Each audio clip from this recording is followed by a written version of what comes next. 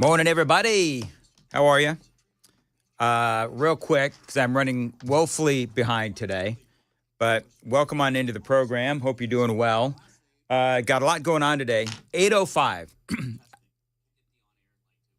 Yes, turn the on-air light on. There we go.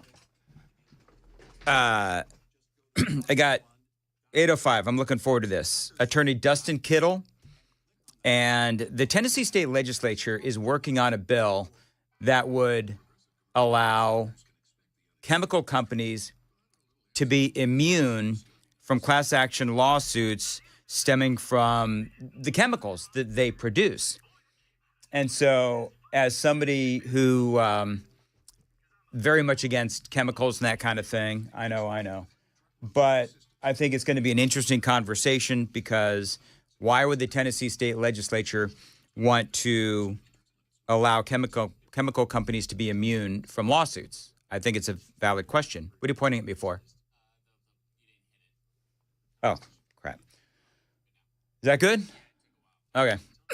Took a while, just like yours truly this morning.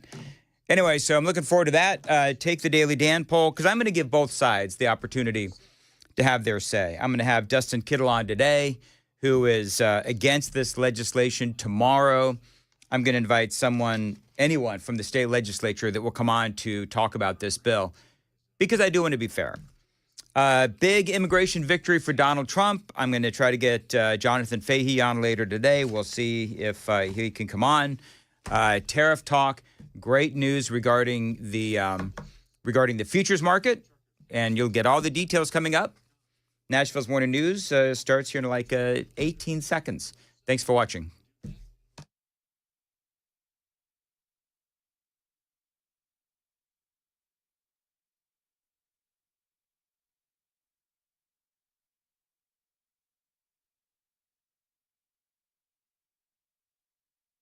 Good morning. It is 5 o'clock, and I'm Joan Jones with your top stories. First, to let you know here about an accident. It's happening in Beech Grove this morning. So folks coming up from the south on I-24, both the east and the westbound lanes are involved in this accident this morning. They're closed off.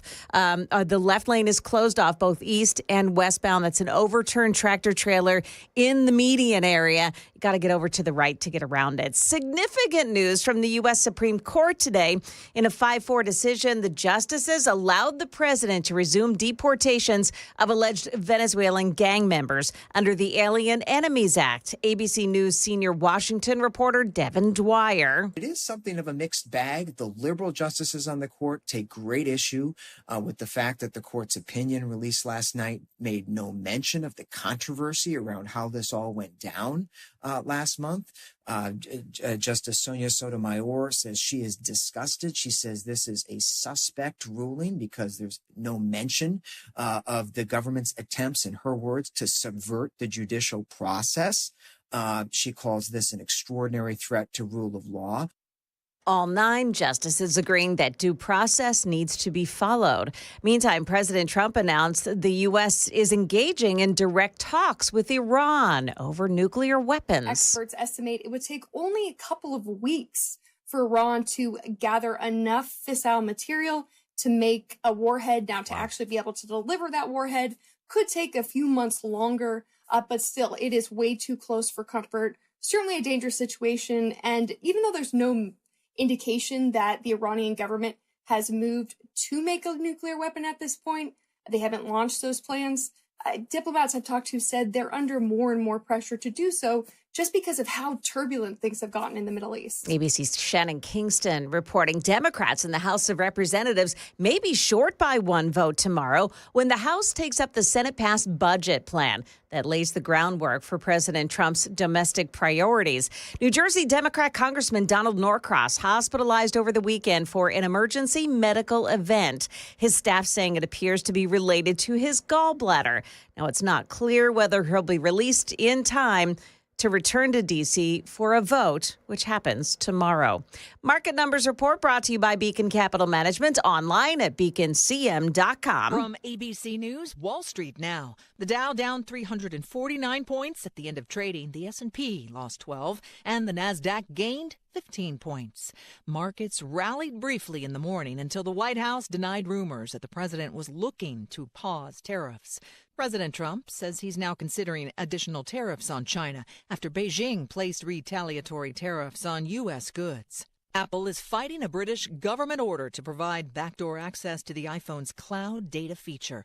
In February, Apple said it would stop offering advanced data protection to UK users when Britain's Home Office asked for the access, raising fears of electronic spying by British security officials. Michelle Franzen, ABC News. Well, it looks like we are poised to break that 3-day losing streak here after Asian markets did well overnight. The Nikkei, in fact, gaining over 6%. Now, here in Wall Street, the Dow futures, they're up 741 this morning. The NASDAQ futures up 212, and the S&P futures, they're up 73 points. That's the latest news. Traffic and weather next. I'm Joan Jones, WTN News.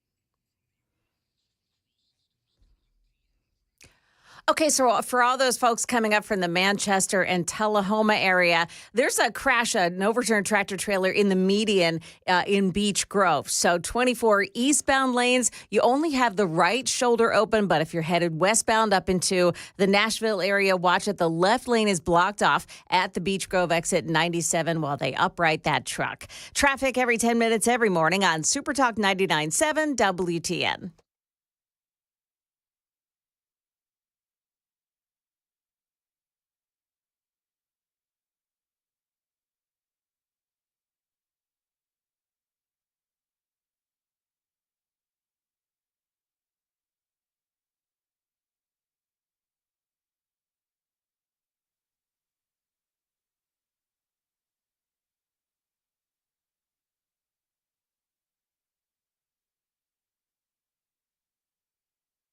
.507 Nashville's Morning News on Super Talk 99.7 WTN. Good morning to your friends. How are you? Dan Mandis here. Welcome on in to your Tuesday, April 8th of 2025. Joan Jones, I really want to keep an eye on the futures this morning. We've had a couple of really, let's just be honest, a couple of sucky days on the market. But I wonder if the worst is over. My fingers are crossed. My toes are crossed as well. The futures are now looking up, you said? Yeah, so what happened is that overnight, before the markets closed yesterday, President Trump spoke with the Japanese leader on the phone, and they talked about making a deal. Yep. Like the president has been talking about. So overnight, the futures, the stock market in Asia did really well. The Nikkei closed 1,800 points higher. So that's 6.03% for that market. You've got the Shanghai index closed almost 2 points higher. So Asia did really well. And a lot of times we'll follow that. We'll Right. continue that trend here on Wall Street. So that's what it appears this morning. Dow futures right now are plus 678. Now, what's going to be interesting, thank you, Joan. What's going to be interesting is that, I guess, according to Joan, is based on a phone call with Japan. Well, here's the deal. Trump is having phone calls and meetings with a lot of folks. This is what we're seeing.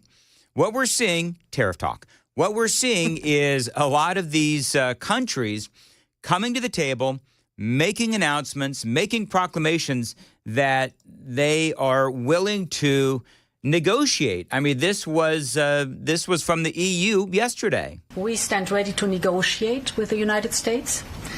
Indeed, we have offered 0 for 0 tariffs for industrial goods, as we have successfully done with many other trading partners, because Europe is always ready for a good deal, so we keep it on the table. All right, so the European Commission has offered Trump a deal to remove all tariffs on all industrial goods as part of trade negotiations. Trump, of course, announcing a 20% across-the-board tariffs on imports from the EU. That begins on April 9th. Steel, aluminum, and cars are all subject to a separate 25% rate. In total, Wall Street Journal, hundreds of billions of dollars in EU-made products will be impacted, talking about pharmaceuticals, copper, lumber, and semiconductors, and energy. Those have been exempted. But here's the point. The point is that countries are getting in line. Countries want to negotiate with Donald Trump, the guy who, of course, is known for deal making. And so that's, to me, what this whole thing has been all about. They want to negotiate a better trade deal from the guy who wrote The Art of the Deal. The markets, they weren't really as bad yesterday as we thought that they would be. It was a roller coaster today on Wall Street. Closing numbers not as catastrophic as last week or as predicted. The Dow lost 349. The S&P 500 was only off 12. The Nasdaq actually gained 15. So we'll have to see what happens. And again, we were talking about this earlier. Rumors that Trump was going to put a 90-day pause on tariffs. That turned out to be fake news. But listen to all these countries. Apparently there's more than 70 countries that have now come to the table. Italy, Vietnam, Japan, we just talked about that, Israel, India, Taiwan, South Korea, Thailand, and a whole lot more now coming to the table. The phone is ringing off the hook within the Trump administration. The desired effect, it seems to be happening. Donald Trump is willing to, sounds like, and countries are coming forward and willing to, sounds like, to negotiate better trade deals. That's what Trump has been talking about all along. By the way, have you heard, Joan, Donald Trump's new phrase that pays? What is it? Panicking? Yeah, panicking. I love it. Donald Trump coining a new phrase. The United States has a chance to do something that should have been done decades ago. Don't be weak. Don't be stupid. Don't be a panicking. Panicking. A new party based on weak and stupid people. Tell us how you really feel, Donald. Be strong, courageous, and patient, and greatness will be the result. The markets, of course, impacted. Of course, Donald Trump does have an end goal in mind, in my opinion. No other president would be willing to do what I'm doing or to even go through it. Now, I don't mind going through it because I see a beautiful picture at the end. But we are making tremendous progress with a lot of countries, and the countries that really took advantage of us are now saying, please negotiate. You know why? Because they're getting beaten badly because of what's happening.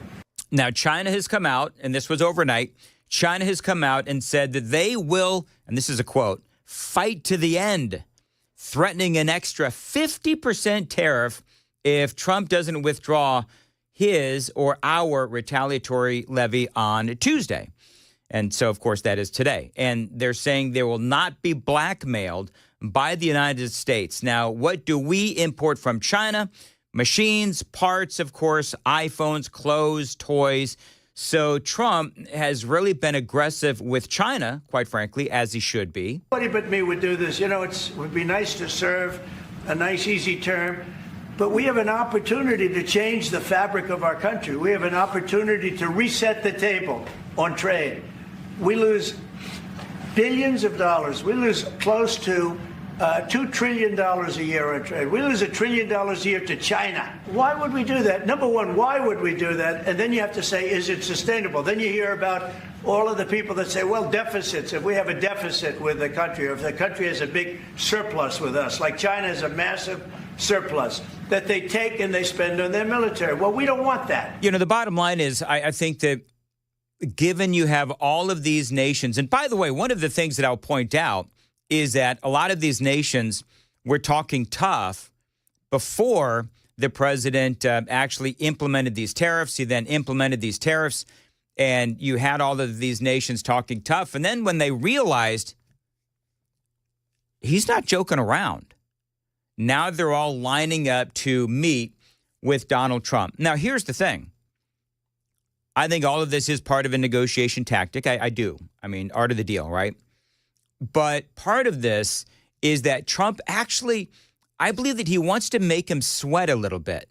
He doesn't want to automatically start negotiating. He wants them to sweat. He wants these nations that he says have been ripping us off for years. He wants them to sweat, to feel the pain, to really worry so that when they come to the negotiating table, that they're ready to really make a good deal for the United States.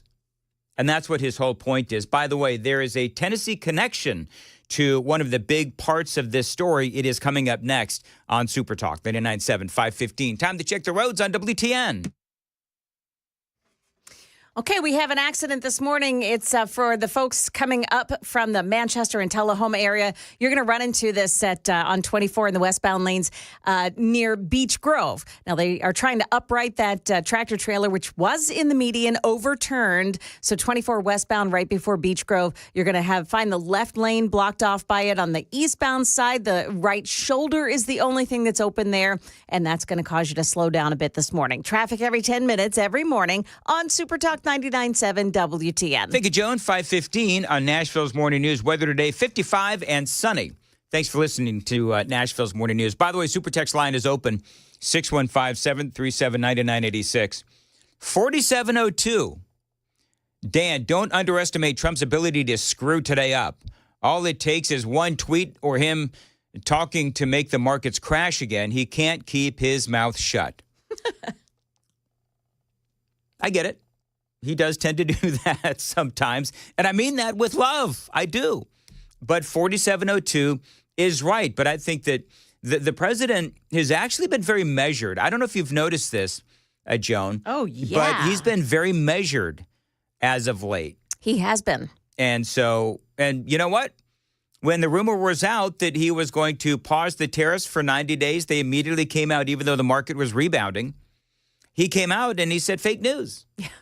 Now, Volkswagen, I don't know if you folks have heard what's going on with Volkswagen, but they've now actually decided to hold their cars back from American dealerships while they try and figure out a way to deal with these tariffs. From the Wall Street Journal, executives are thought to be hoping for either a presidential U-turn or a chance to negotiate a lower rate. It is the latest shot across the bow from VW. The company said it will display a new import fee. The fee will appear alongside standard charges like tax and extras for optional features like heated seats or panoramic sunroofs. VW's decision to hold shipments underscores the ripple effect hitting the global auto market, but Audi stands directly in the crosshairs of Donald Trump's tariffs. The luxury brand's top seller, the Q5 SUV, has a final assembly plant in Mexico, and nearly every other car in the luxury brand's lineup ships from Europe. making its entire lineup tariff eligible. So the point here is that they are hoping to negotiate, which is, again, in my opinion, obviously what Donald Trump wants. Now, there is, again, a Tennessee connection. A spokesperson pointed out that VW invested more than $14 billion in U.S. manufacturing plants and employs thousands of factory workers. The company has one gigantic factory in Chattanooga, Tennessee, where it produced the midsize Atlas and Atlas Cross SUVs and the electric ID.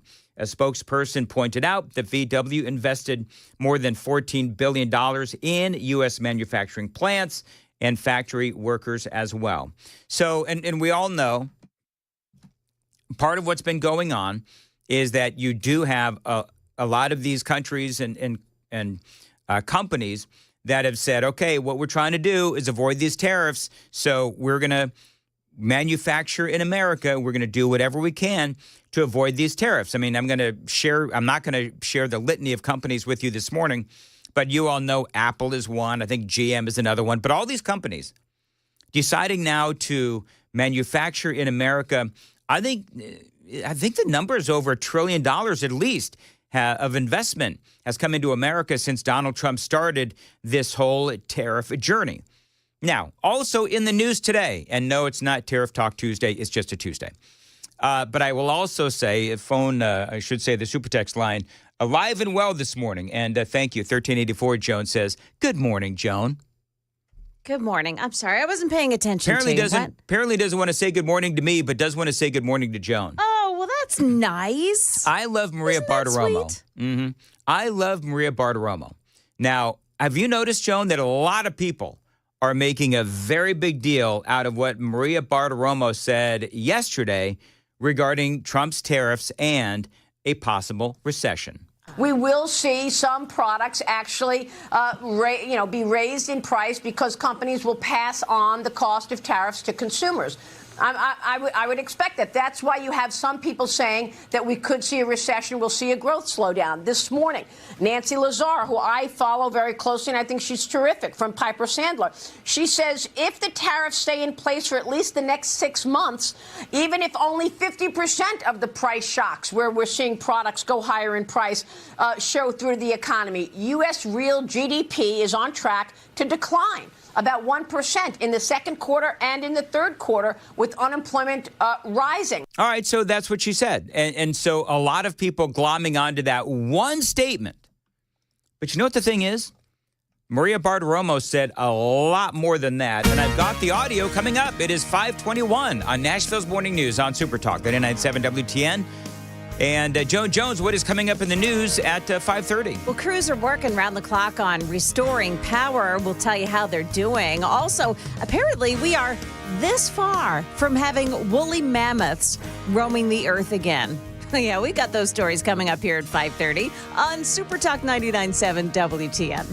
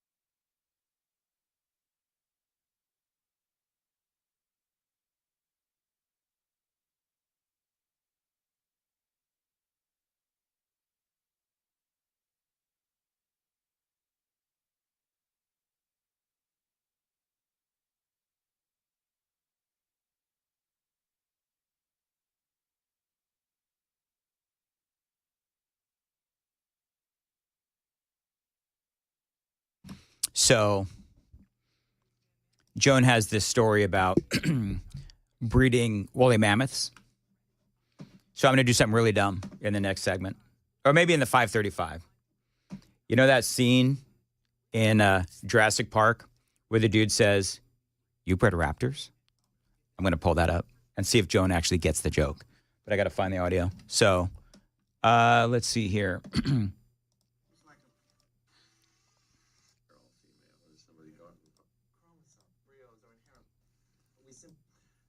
Oh, where is it? Where is it? It's one of my favorite movies.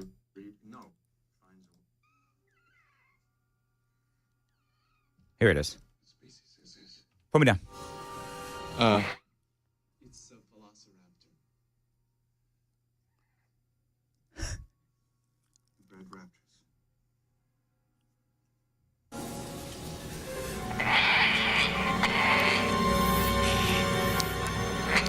All right, what do you think? What do you think? Is Joan going to get the joke? KGB, you think Joan will get the joke? Yeah, maybe right there. Don't tell her I'm going to do that, though. Don't tell her I'm going to do that. KGB, you're mandated to laugh, by the way. Help a brother out. No. We don't. We have policies against pay increases here at the radio station. All right. So I'm going to produce this whole thing together. Hope you're liking the show so far. Got a lot more straight ahead.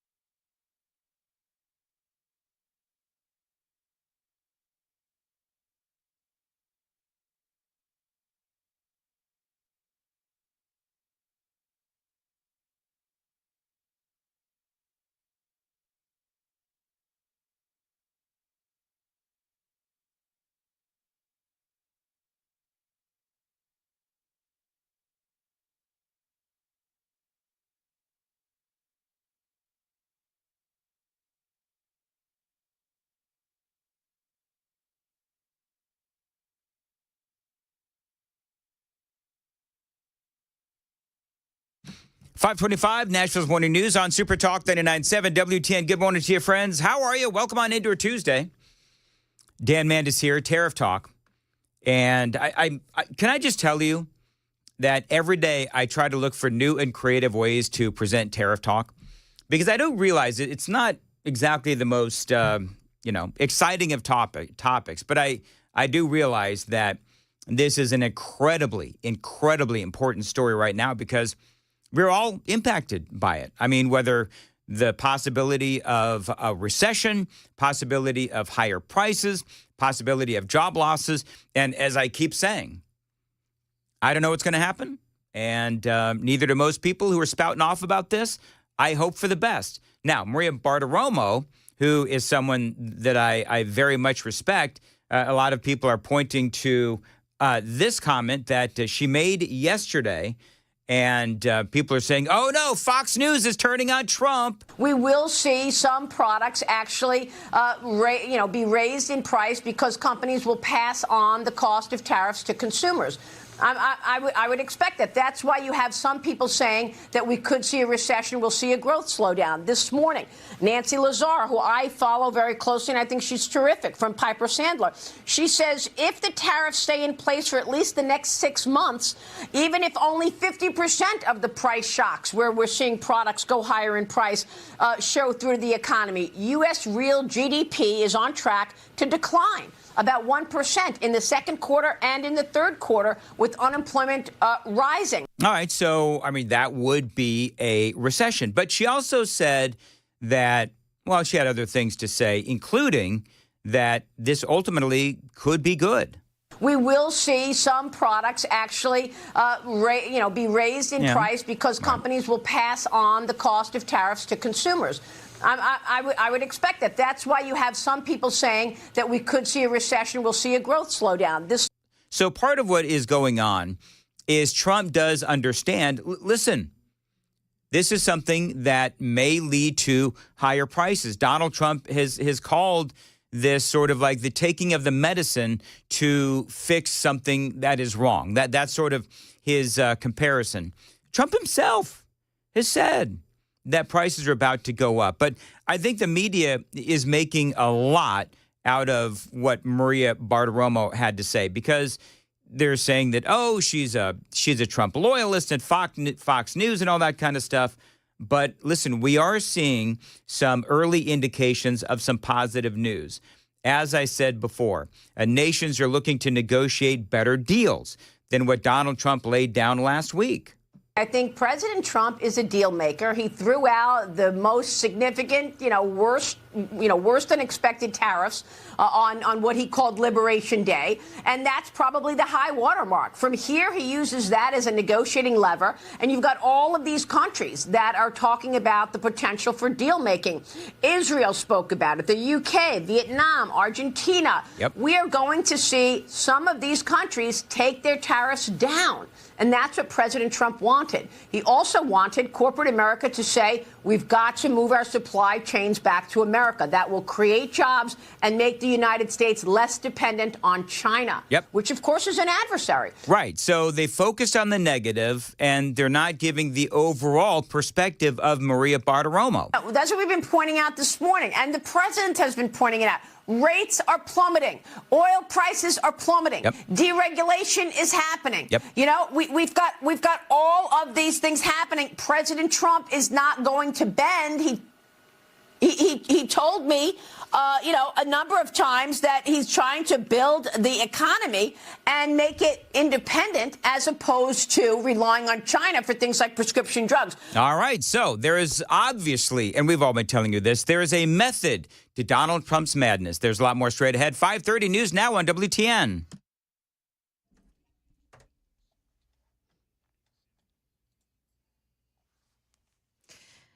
Good morning. It's 5:30 now, and I'm Joan Jones with your top stories. Stick around for traffic and weather right after the news. Nashville Electric Crews restoring power now to almost all of the customers who were knocked offline by storms last week. Now just about 200 customers have no power. That's compared to the peak outages at more than 60,000. Crews are still working to replace some broken utility poles. Meantime, a Tennessee lineman died while working during the storms last week. Chance Carlton worked with the Carroll County Electric Department. We're told that he died in a car crash while on the job Thursday morning. And a possible sign of things to come on Wall Street, Asian markets opening higher overnight amid hopes for a new trade deal between the U.S. and Japan. Those markets also closed higher. The Japanese Prime Minister talked with Trump on the phone and agreed to start negotiations and putting the Treasury Secretary in charge of talks for the United States. President Trump, as we know, has imposed a 25% tariff on foreign cars. That is ABC's Britt Clennett reporting. Got you the numbers here on Wall Street. The Dow futures are plus 641 right now. NASDAQ futures are up 149 points, and the S&P futures are gaining 58. Well, science researchers claiming a big victory at a lab in Dallas today. A howl 13,000 years in the making. In a first for science, biotech company Colossal Biosciences says it brought the extinct direwolf back to life. A species that hasn't walked the earth since the Stone Age. ABC's Matt Gutman reporting. Now, those researchers say they plan to have woolly mammoths roaming the earth again by 2028. That is the latest news, traffic, and weather next. I'm Joan Jones, WTN News.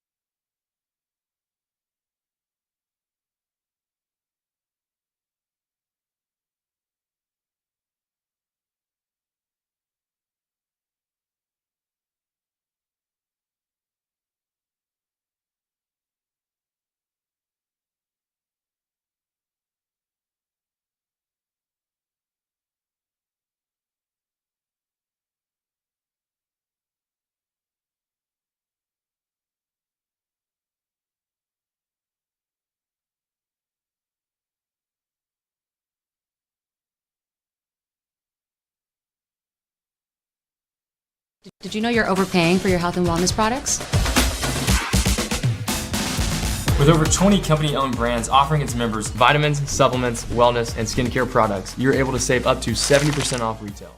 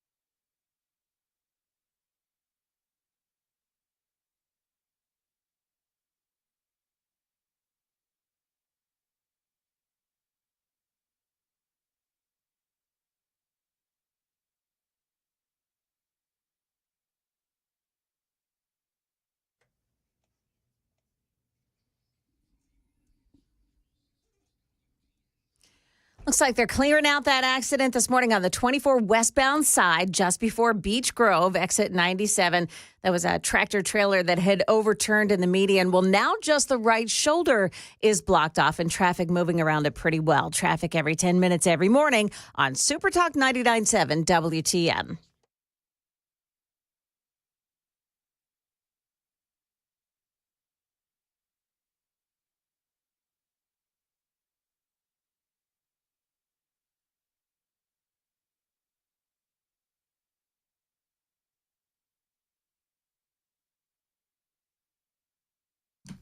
.536, Nashville's Morning News on Super Talk 99.7 WTN. How are you?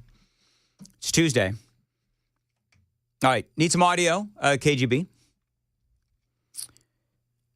So, Joan. Yes. I thought that story on the little dinosaurs that they're doing was Little fascinating. Dinosaurs. Okay. What are they called They again? actually brought a wolf back to life. A wolf? A wolf. From like 13,000 years ago? Yes. The wolf dinosaur, yes. Does anybody else? It's a velociraptor. Yeah. We bred raptors. Does anybody else worry about this? What? I'm not sure why bringing a wolf back was important. Couldn't they do something like a cute little butterfly, maybe a cute puppy? Why What's a wolf? a butterfly? Well, it would You can are fly stupid. twice as high. The butterfly wouldn't eat us. Can I get that reference?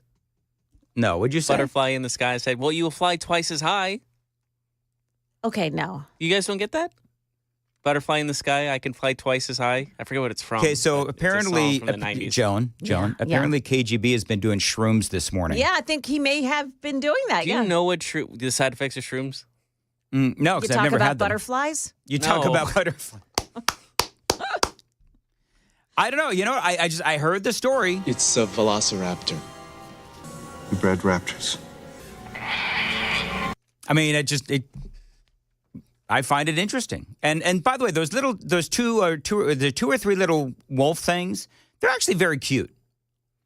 How much you want to bet, Joan, that Elon Musk is going to have one of those things as a pet very soon? He actually tweeted out not that long afterward that he'd like to have a nice little woolly mammoth as a pet. I knew it. Yeah. I knew it. Reading Rainbow. That's what. So my thing was from Reading Rainbow. Do you remember what Reading Rainbow was? I do because my kids loved it. Yes, that's where I remember it Okay, from. it does sound familiar now. I don't remember a Reading Rainbow. It's LeVar, what was his name? LeVar Burton was the host. I don't know. Is that? Oh, that was Yes. a TV show. Yeah, Okay. it was a kid's show back in Yeah. the late 90s. Well, the company extracted DNA from fossilized remains, which was combined with the genetic code of a gray wolf, the closest living relative. Colossal CEO, which, by the way, I should have bought them like a year ago. Yes, right. Co-founder Ben Lamb said in a statement, our team took DNA from a 13,000-year-old tooth and a 72,000-year-old skull and made healthy dire wolf puppies. The team then cloned high-quality cell lines using somatic cell nuclear transfer in donor egg cells, which involves taking the DNA out of the cell from a donor, in this case, a body cell, so on and so forth. So woolly mammoth. Now, woolly mammoths, of course, as y'all probably remember, those are like really big. Closest thing to a woolly mammoth today, I think, is probably an elephant. Yeah. Yeah. Right? So they think that they're going to have a live woolly mammoth by 2028. I want to see JD Vance ride one. We don't need it. We don't need this. Well, apparently, the company is worth billions of dollars, so somebody thinks that we do.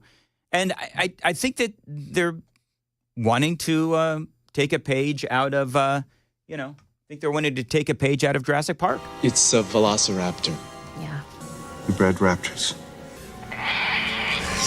I promise I won't do it again. Are you saying that JD Vance for the 2028 election, like during one of his rallies, he rode in on a woolly mammoth, wouldn't get him votes? I think instead of Donald Trump, riding in on a white horse, he's gonna ride away on a woolly mammoth. If they can hoist him up there. His final day in office. His final day in office, leaving the White House, he'll leave on a woolly mammoth. Fist in the air, proudly. Fist in the air. Hey, JD, fight. Oh, my gosh. Yeah. I need this in my life now. That would be very funny. I would love this. Like you're poo-pooing this whole thing, Joan. Yeah. I think this is great. Because, maybe it was just a boy thing. But when I was a kid, I loved dinosaurs. Riker and I were just talking the other day. Isn't that a boy thing? Boys love their dinosaurs. Well, woolly mammoths aren't dinosaurs. Let's get that out of the way. No? What are they? They're just mammals. But they go back to the dinosaur time, do they not? Back to the Jurassic time, They don't go back that far, no. Oh, they don't? No. Whatever. Riker was asking... Post ice, like the freezing of the Earth. Okay, well, they need to bring back an actual dinosaur. Like a stegosaurus. Stegosauruses are plant eaters. They're herbivores. I was about to say, we got to if we're going to bring one back, it's got to be vegetarian. It's got to be a stegosaurus, or it's got to be a brontosaurus. Aren't they like 6 stories high? Like, we don't need things that big. Yeah, we do. So 6 stories is your max, Joan, for everything? Okay, so maybe we can make it 5 stories, Joan. We'll have a mini brontosaurus for Joan Jones. The baby brontosaurus. Super Texter 5294 said exactly what I'm thinking. What's that? Playing God is dangerous. Stop playing God. They're extinct for a reason.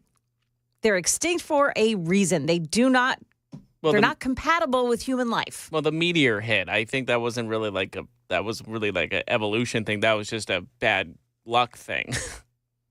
I think God creates and does everything, doesn't he? He does. KGB, aren't you a religious person? I am. Well, then God obviously. You know what? Okay, that's a great point. God killed the dinosaurs with a meteor, and so why are we now bringing them back? There you go. Now you're talking sense. Because we're remaking movies, we got to remake evolution as well. Dangerous stuff, I'm telling you. Hey, did you hear what Bill Maher said about Donald Trump? This made headlines. Trump really is one of the most effective politicians, whatever you think of the policy and him as a person, just as a politician, just understanding that always lean in to being more who you are. The people are not savvy about issues, but they smell a phony a mile away. Yes. How many of us? Yes. I think that was one of DeSantis' problems because as good, and I like DeSantis. Yeah. But if you're too slick, people don't trust you. DeSantis, there is a bit of car salesman about him, I do believe. And that's coming from a fan of DeSantis. The thing that I think people loved about Donald Trump was that, number one, his tweets. He was clearly sending out his tweets back in 2016. He was clearly sending out his tweets himself. And number two, just his manner of speaking was not always perfect. It was brutally honest, but it wasn't always perfect. And people really liked that about Donald Trump when he was running for president the first time. It's refreshing. And that kind of nobody else does it. Like when he did that thing where the guy came in from the Taliban and he said, this is an aerial picture of your house. If during our withdrawal, one American is hurt, just know I know where you live. I was like, oh, Can we just play the music now? Because I don't care. It's Donald Trump, and he's the worst person ever, blah, blah, blah. I love that. See, I do too. Yeah. I do too. And, you know, there are times, and 4702 said earlier, that, remember, Donald Trump can tank the market with a post on the socials or a one-sentence comment. And that is true. He can. But I do believe that he does have a master plan. By the way, have you noticed that Bill Maher, since he actually met Donald Trump in person, he's a lot different regarding Donald Trump. I think like a lot of people, you meet your arch enemy, and then you're realizing, okay, maybe he's not as bad as we thought that he was. Bill Maher. Now, he is getting horrifically attacked by people on his own side. Yeah. But the reality is that Donald Trump, in my opinion, I think he not only knows what he's doing, but he has a lot more sympathy and empathy for the American people than the Democrats do.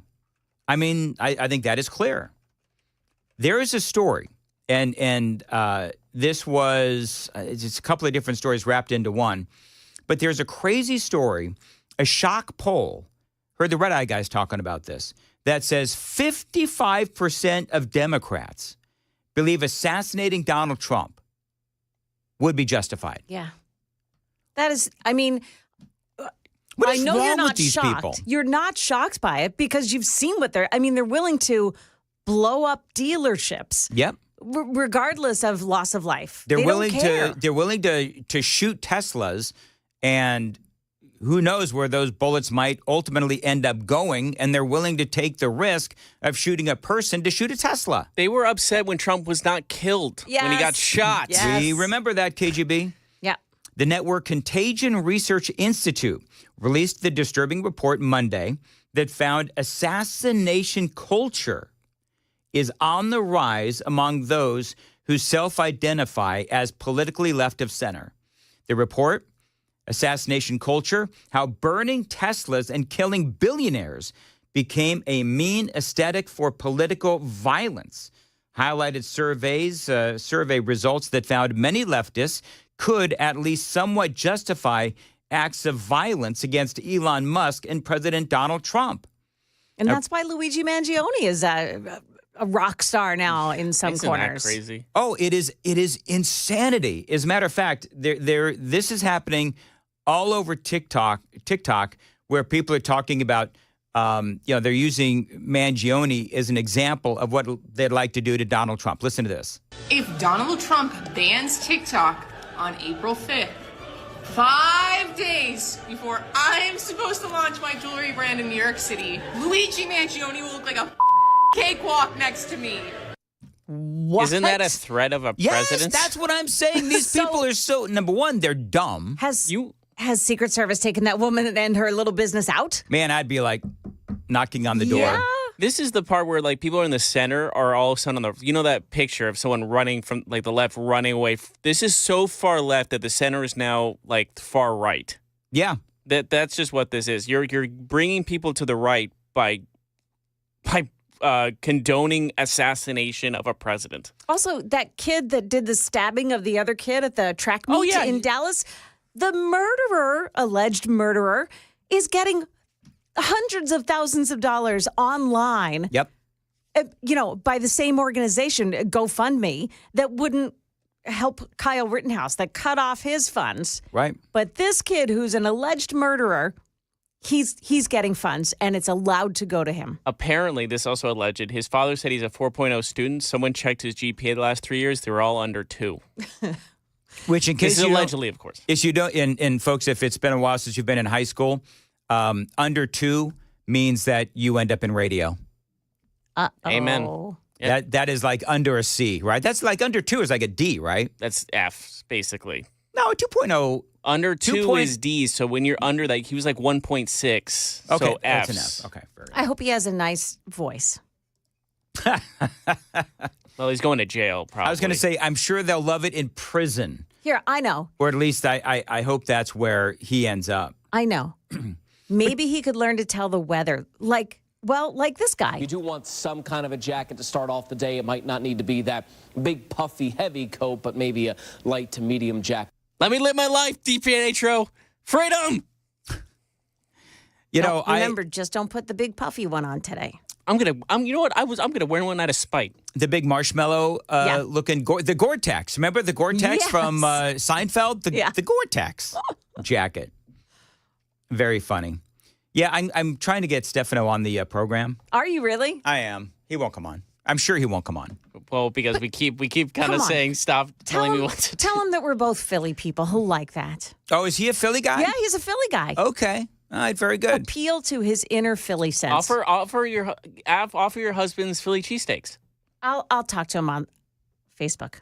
By the way, you know what? If you can contact him on Facebook, you know, WSMV, they're not always responsive to our calls. You're kidding. No. Did you know that, KGB? That doesn't surprise me. You call over there and it's like, oh, hold on. I called over there one time because we had a dated weather report. I called over there one time. I was on hold for like 6 minutes. And I finally said, screw it. The weather's going to change by the time we get it. By the way, Travis on the super text, not on the super text line, on the chat line on YouTube has hurt my feelings. What did he say? Travis says, bring back the Dan not talking during breaks. Oh, yikes. People were liking that because if you don't know, on YouTube, when you stream and you watch us, I talk folks through the breaks. Now, I don't say a whole heck of a lot. I was thinking about maybe doing jokes and stuff, but whatever. And so your stand-up routine? My little stand-up routine, sitting down. And by and large, people have liked it because usually on the stream, it's nothing but silence. It's awkward silence.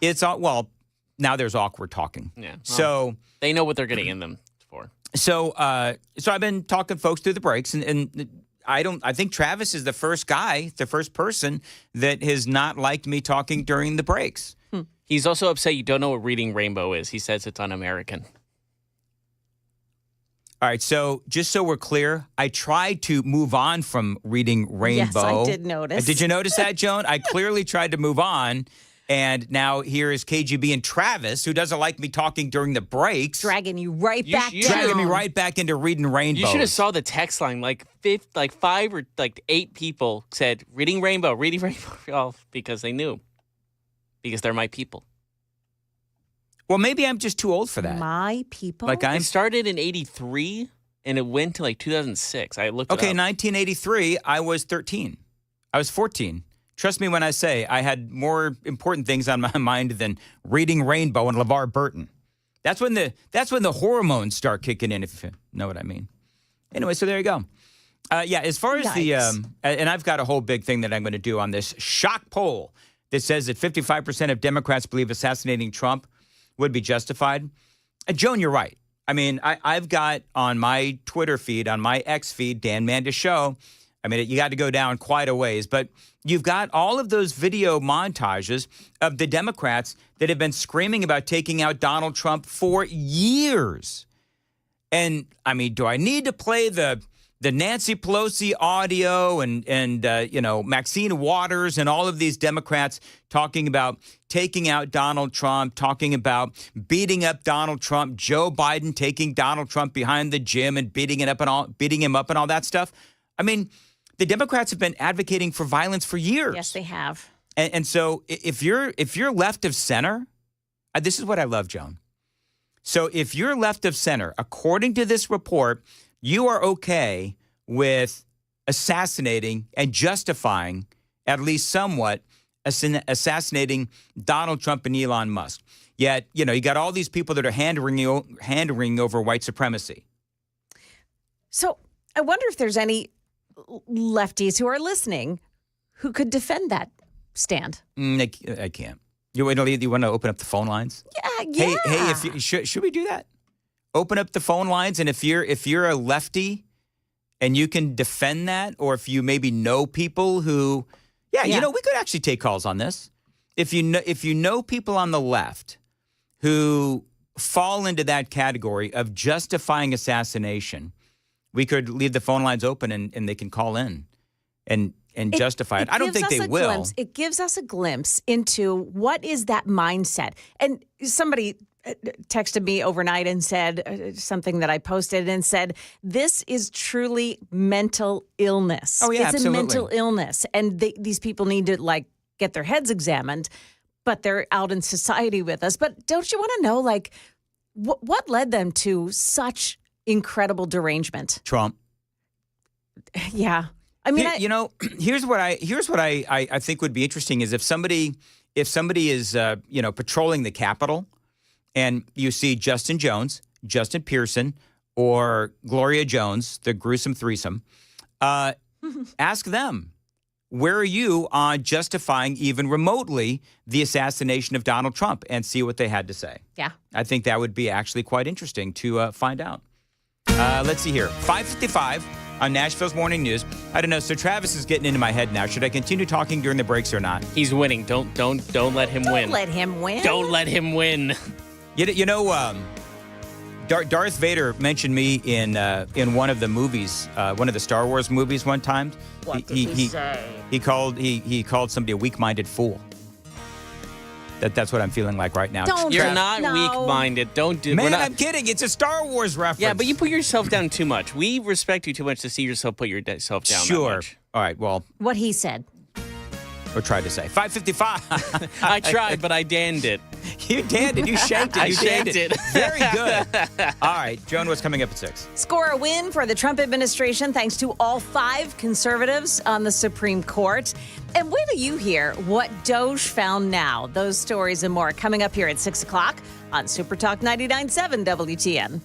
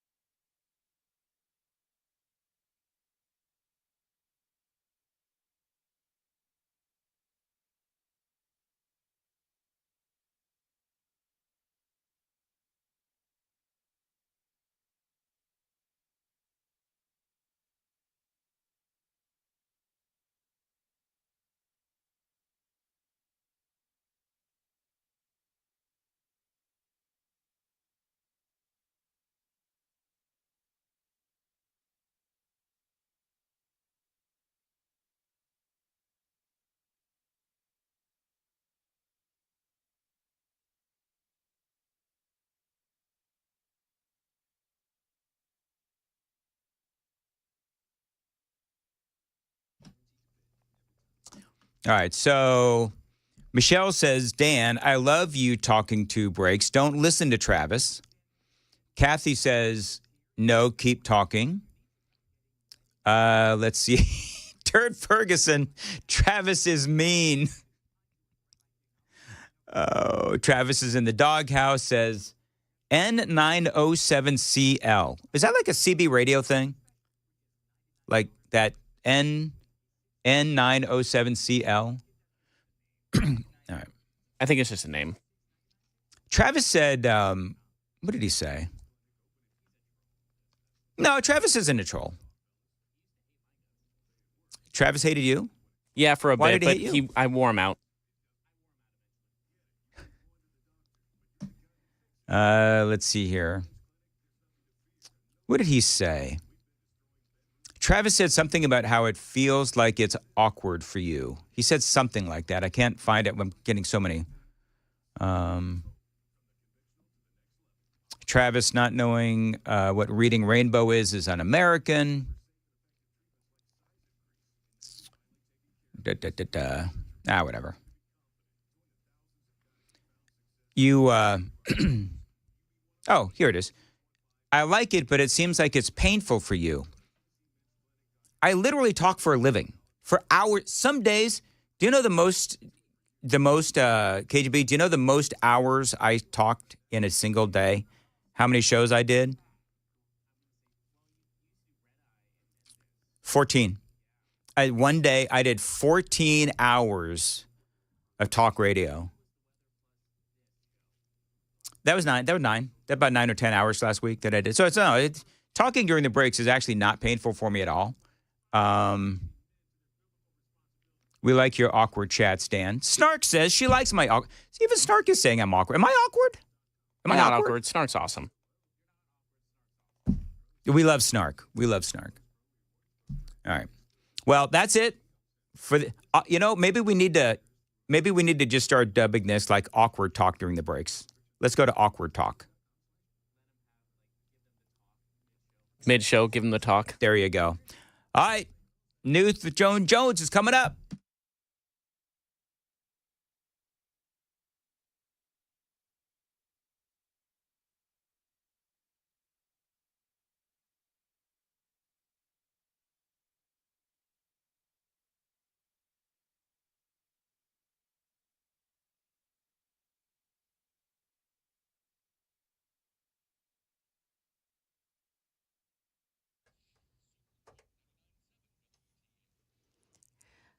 Good morning, 6 o'clock now. I'm Joan Jones with your top stories. Still working that crash scene, an overturned tractor trailer in the median on 24 this morning. It's causing just a bit of a delay at Beech Grove on the westbound side. The right shoulder is all that's blocked now at this point. We've got more in traffic and weather, too, coming up right after the news. The Supreme Court cleared the way for the Trump administration to resume deportations of alleged Venezuelan gang members. But the migrants must now be given the option to challenge their removal. Here's ABC's Perry Russum. The Trump administration celebrating a decision by the Supreme Court, allowing deportations to resume under a rarely used 18th century wartime law. The justice is lifting an order by Judge James Boasberg. Last month, Boasberg blocked the Trump administration from deporting Venezuelan migrants under the Alien Enemies Act. News from DOJ this morning. The agency revealing that millions of migrants have received taxpayer-funded Medicaid benefits, and thousands of them are on voter rolls across the country and are illegally voting in American elections. Now, those migrants have obtained Social Security cards after being released into the country with a notice to appear in immigration court, but their court dates average about 6 years after their release into the country. DOJ official Antonio Gracias, speaking to the Daily Wire, accuses the Democrat Party of opening the border in order to import new voters. Well, some GOP senators are expressing frustration over those tariffs, but President Trump isn't having it. President Trump would veto a bipartisan bill in the Senate that aims to rein in his authority to impose tariffs. The legislation would require the president to notify Congress of new tariffs and require Congress to vote to approve those tariffs within 60 days of their issuance. A White House statement sent to Senate Republicans and obtained by ABC News says, quote, if passed, this bill would dangerously hamper the president's authority and duty to determine our foreign policy and protect our national security. Karen Travers, ABC News, the White House. Market numbers now brought to you by Beacon Capital Management, online at beaconcm.com. Trading will resume after a day that started with wild swings for the major indexes, then settled down. Not as bad as it could have been, but still another down day. The Dow lost 349 points, the S&P 500 down 12, the Nasdaq gained 15 points, though the tech-heavy Nasdaq index finished a little higher. Oil prices slid 2% to a near four-year low Monday. Brent futures fell to about $64 a barrel. U.S. West Texas Intermediate crude futures dropped to about $60.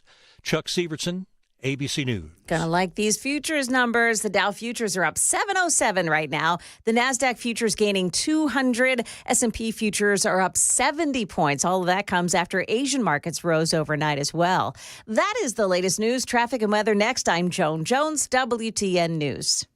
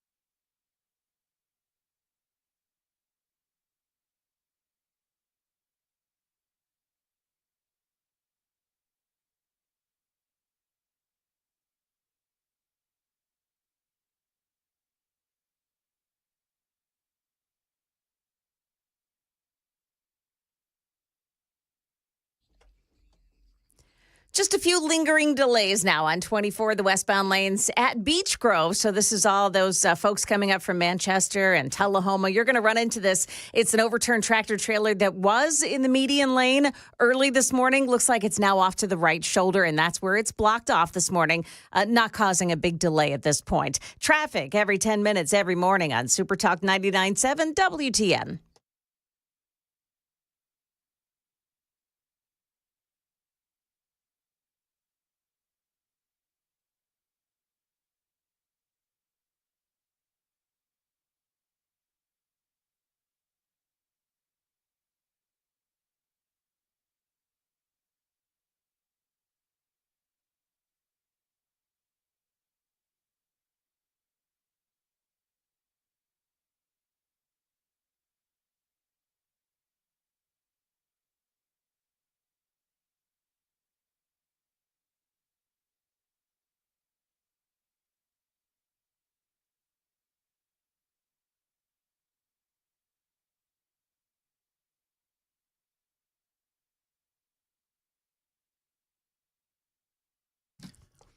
.607, Nashville's Morning News on Super Talk 99.7 WTN. Good morning to you, friends. How are you? Hey, coming up in the 8 o'clock hour, 8:06, I'm really looking forward to speaking to a guy named Dustin Kittle.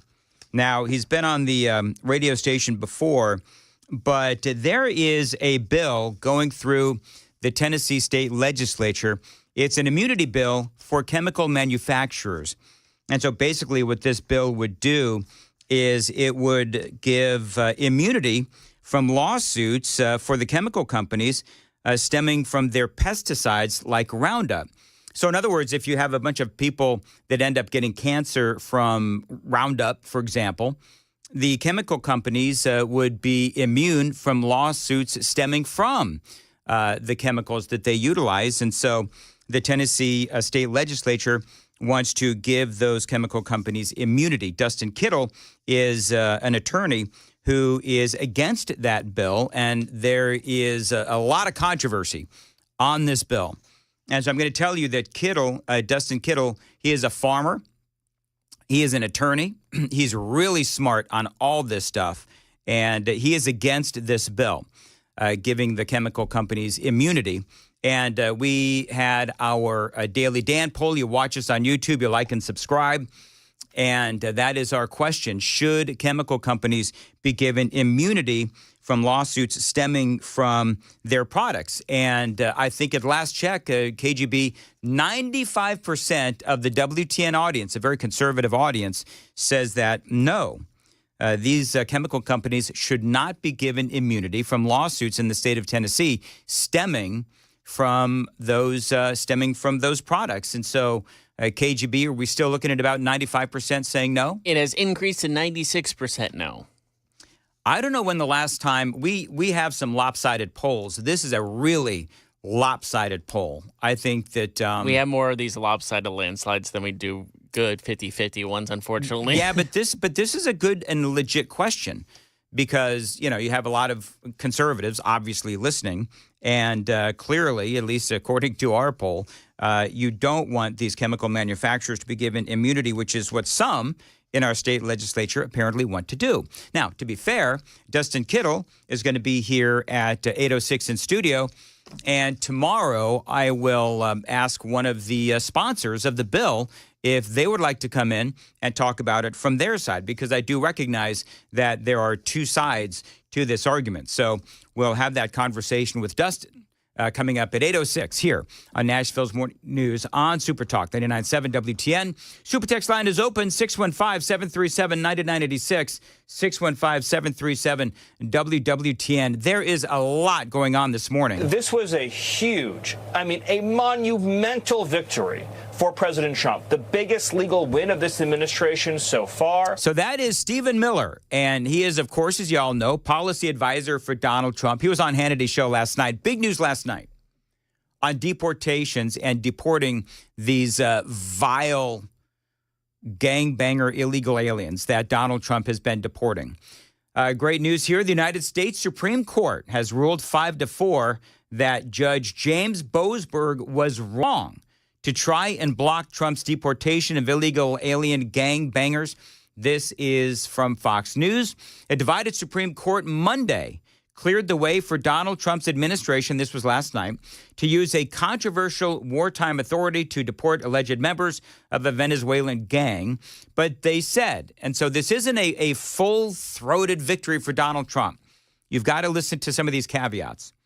They did say the detainees must first have an opportunity to challenge their deportations, which did not happen in the first wave of deportations.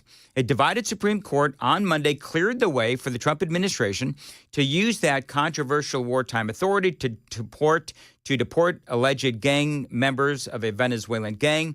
But again, they said detainees must first have an opportunity to challenge those deportations. Amy Coney Barrett, by the way, is the one that voted with the liberals. What is wrong with Amy Coney Barrett? I sat here and I watched her Senate confirmation hearings, and all of a sudden she is coming up with all of these, instances and opinions where she's agreeing with the liberals.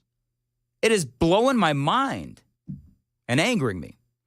The 5-4 ruling did not touch, and this is the important part, the 5-4 ruling did not touch on the underlying legal questions about the government's use of the Alien Enemies Act, one of the most high-profile and contentious immigration enforcement actions so far in President Trump's second term. Instead, they basically ruled that the ACLU utilized the wrong venue.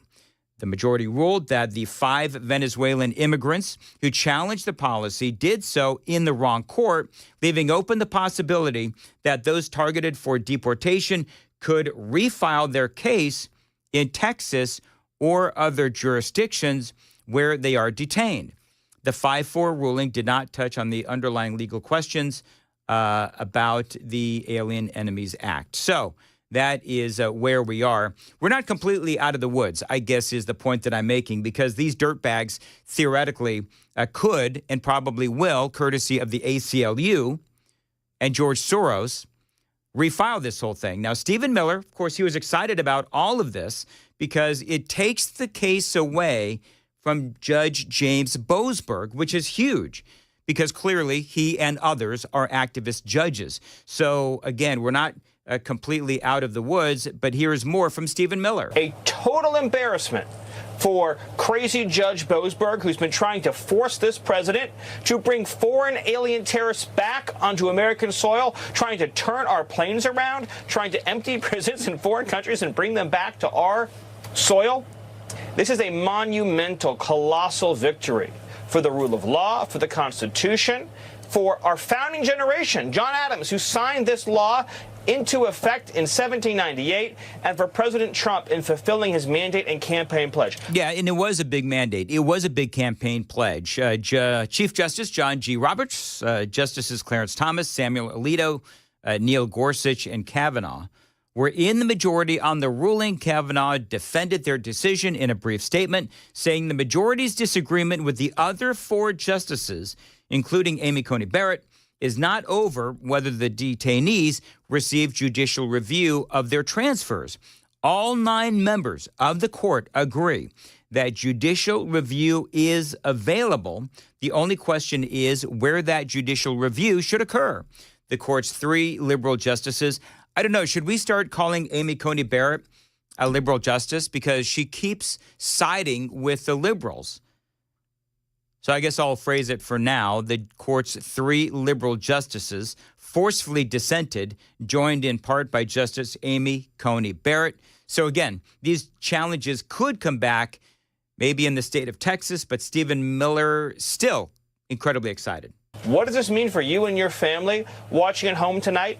It means that the Department of Justice, FBI, DEA, ATF, the U.S. Marshal Service, Customs and Border Protection, Border Patrol, and Immigrations and Customs Enforcement now have maximum authority to find and remove illegal alien gang members from Venezuela that have been responsible for so much misery in this country, for the torture and murder of Jocelyn Ungary, for the brutal slaying of Laken Riley. Those monsters can now be hunted down and expelled from this country with speed, force, and efficiency. This is a great day for America. Now, what does this mean related to judge shopping, that is coming up also because that is clearly what the Democrats are doing. Also, the IRS is now getting into the fray regarding hunting down these illegal alien gang members. Details straight ahead. It is 6:15. Time to check the roads on WTN.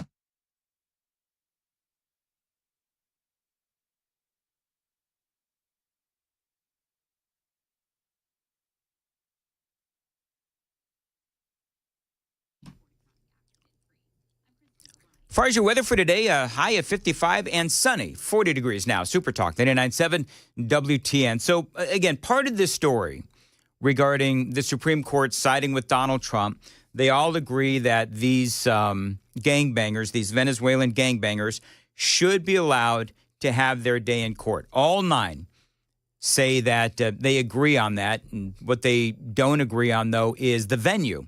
The Supreme Court did side with Donald Trump in saying that the ACLU and these gangbangers went to the wrong judge and they were in the wrong venue. The reason why they were in the wrong venue is because the ACLU knew that Judge Boasberg, James Boasberg, would side with the ACLU. Again, it's all about judge shopping.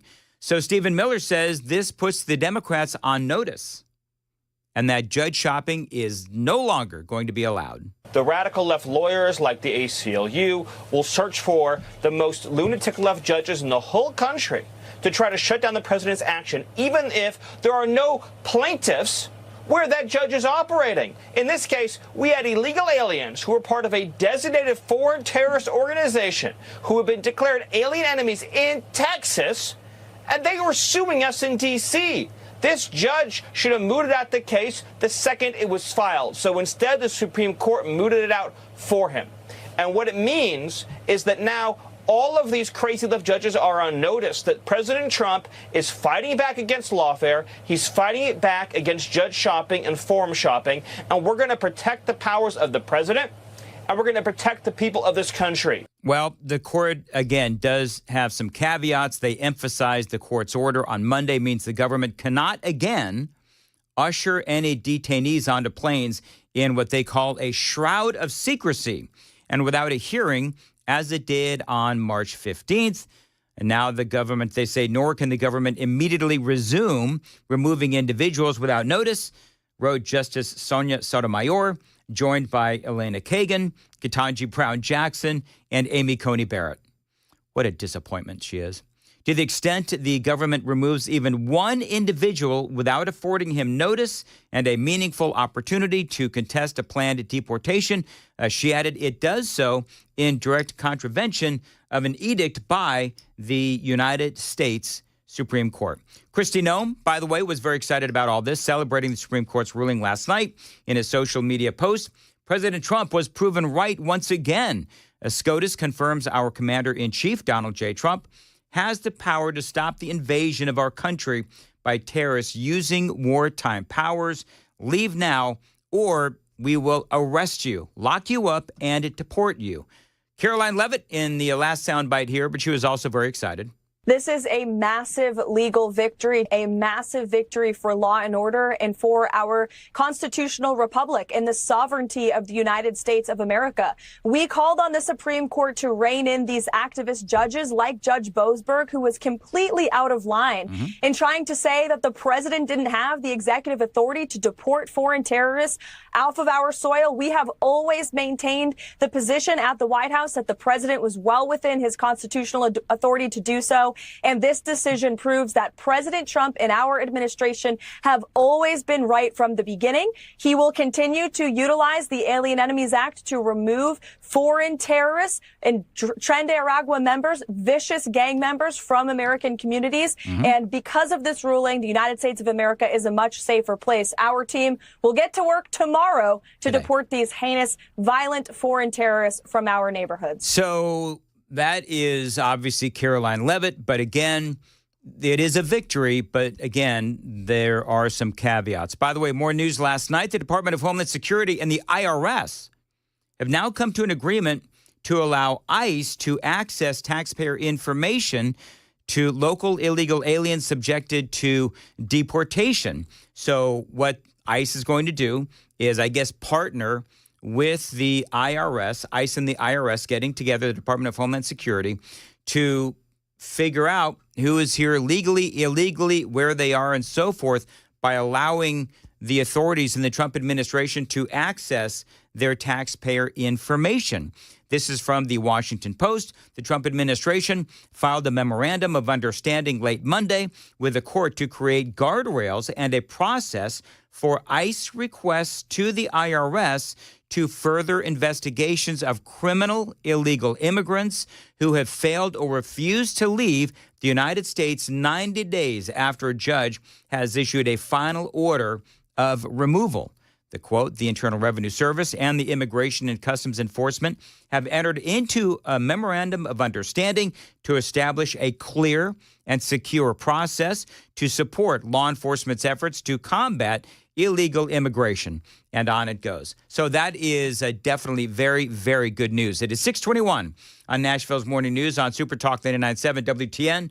Watch us on YouTube and Facebook and X, 997WTN.com as well. Go to YouTube, like, and subscribe to the channel. Watch us every day on YouTube and the other channels. Listen to us every day on the radio as well, 997WTN.com. It is 6:22. Joan Jones is in the WTN newsroom. Joan, what's coming up? Yeah, Clarksville is under an emergency declaration for flooding concerns there. And the big dance is in the record books now. We'll tell you who won the NCAA championship. Those stories coming up at 6:30 on Super Talk 99.7 WTN.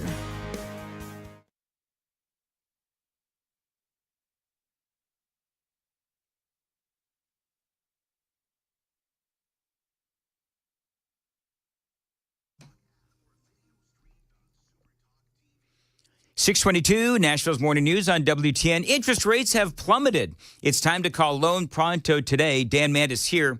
And if you're looking to get cash out of your home equity, refinance out of a high rate, or do a home improvement project, Loan Pronto can make it happen in a matter of days. You can take advantage of this opportunity and get tens or even hundreds of thousands of dollars out of your home's equity. You can pay off all your credit cards. You can pay off your car loans. You know, the average homeowner cuts their monthly bills by over $1,000. Get more info at loanpronto.com. Inflation and higher costs have put a lot of people in a stressful financial situation. But if you own a home, there is a way out. Do the smart thing. Stop paying insane rates on those credit cards. Wipe them all out. Get a lower mortgage rate. Get some money for that home improvement project with my friends at Loan Pronto. It all begins by getting in contact with the loan experts at Loan Pronto. Online, loanpronto.com, 615-499-5780, 615-499-5780. That website, one more time, loanpronto.com. Tell them Dan told you to reach out. Equal housing lender, NMLS 166-1781. Subject to lender approval, NMLSconsumeraccess.org.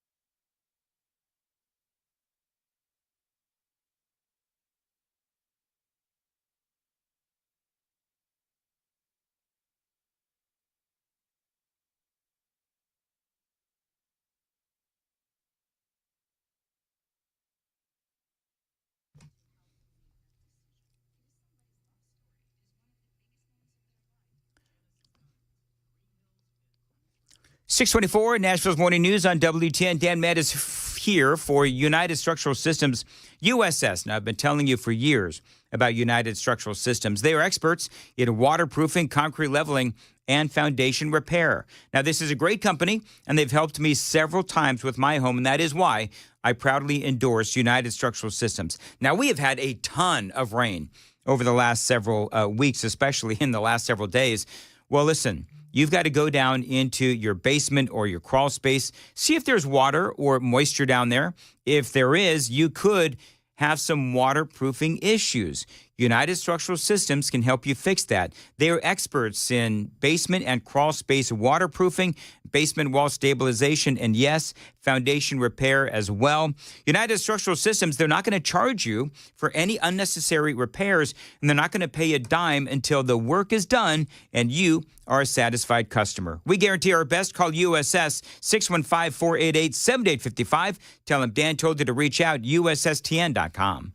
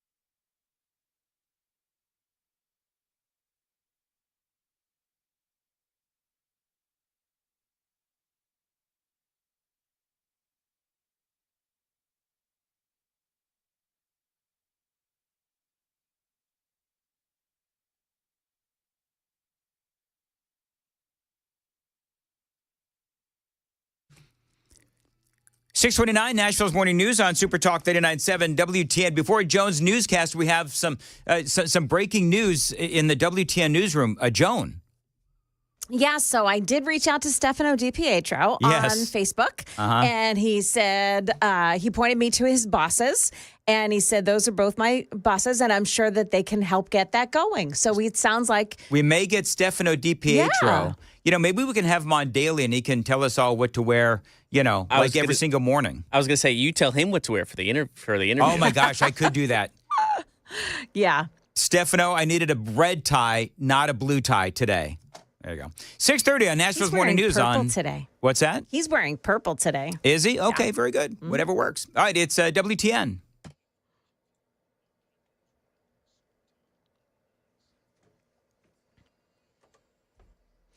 Good morning, 6:30 now. I'm Joan Jones with your top stories. Channel 4's Jordan James is reporting on the big-time assistance that's pouring into parts of flood-ravaged Middle Tennessee, especially in places like Clarksville that are still suffering from flooding. Among the organizations is JPAC, who has been offering clothes, food, and other necessities to flood victims. Their volunteers will also help with cleanup once the water recedes. JPAC is partnering with the American Red Cross and is serving as an emergency evacuation center. Now, TEMA says this could take weeks for the water there to recede in some places in Middle Tennessee.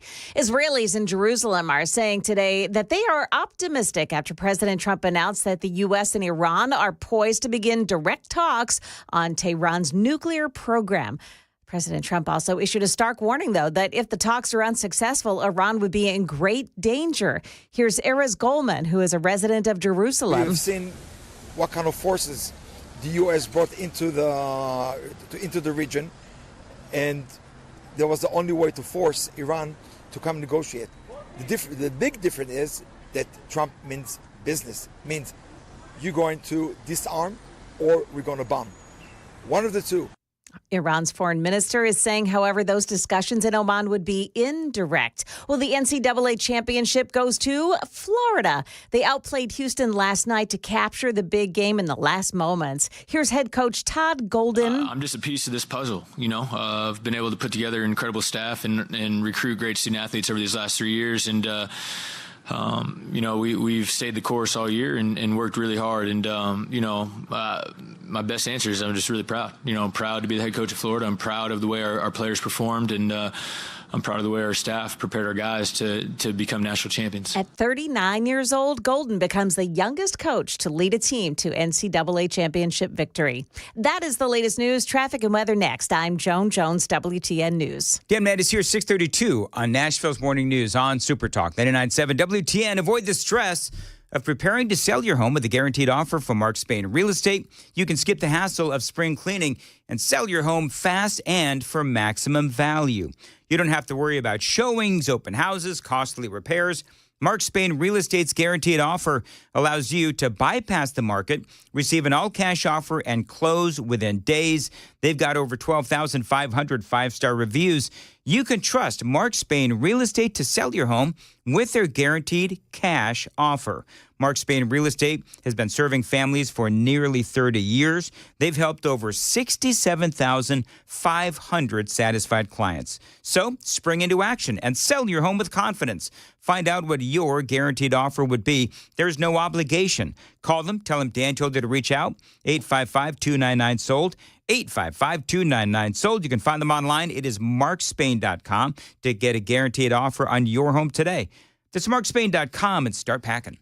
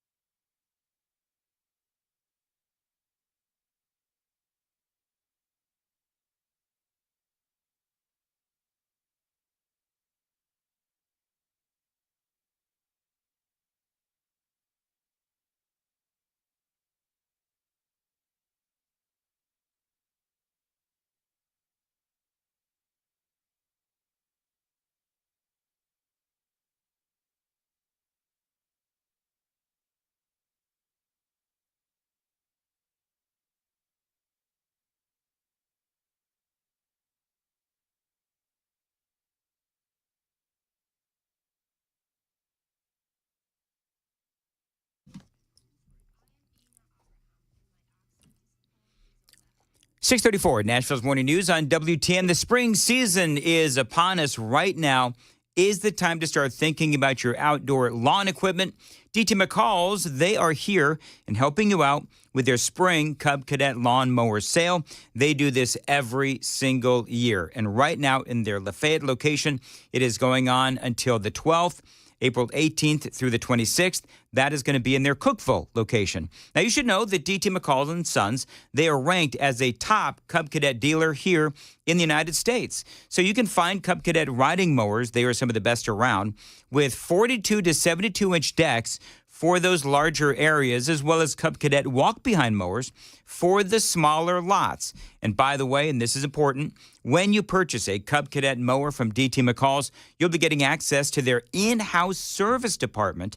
It is nearly impossible to find mower service anywhere else. With a large selection of Cub Cadet mowers, free delivery, and that in-house service department, it is an easy choice. Get your next lawnmower, a Cub Cadet lawnmower, at D.T. McCall's. Find them online at dtmccalls.com.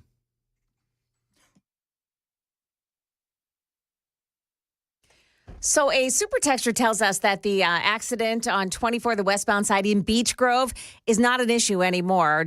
Traffic Center is still telling us that the westbound side at Beech Grove, the right shoulder is still blocked, and that there are delays. So there's probably something truth right in the middle there.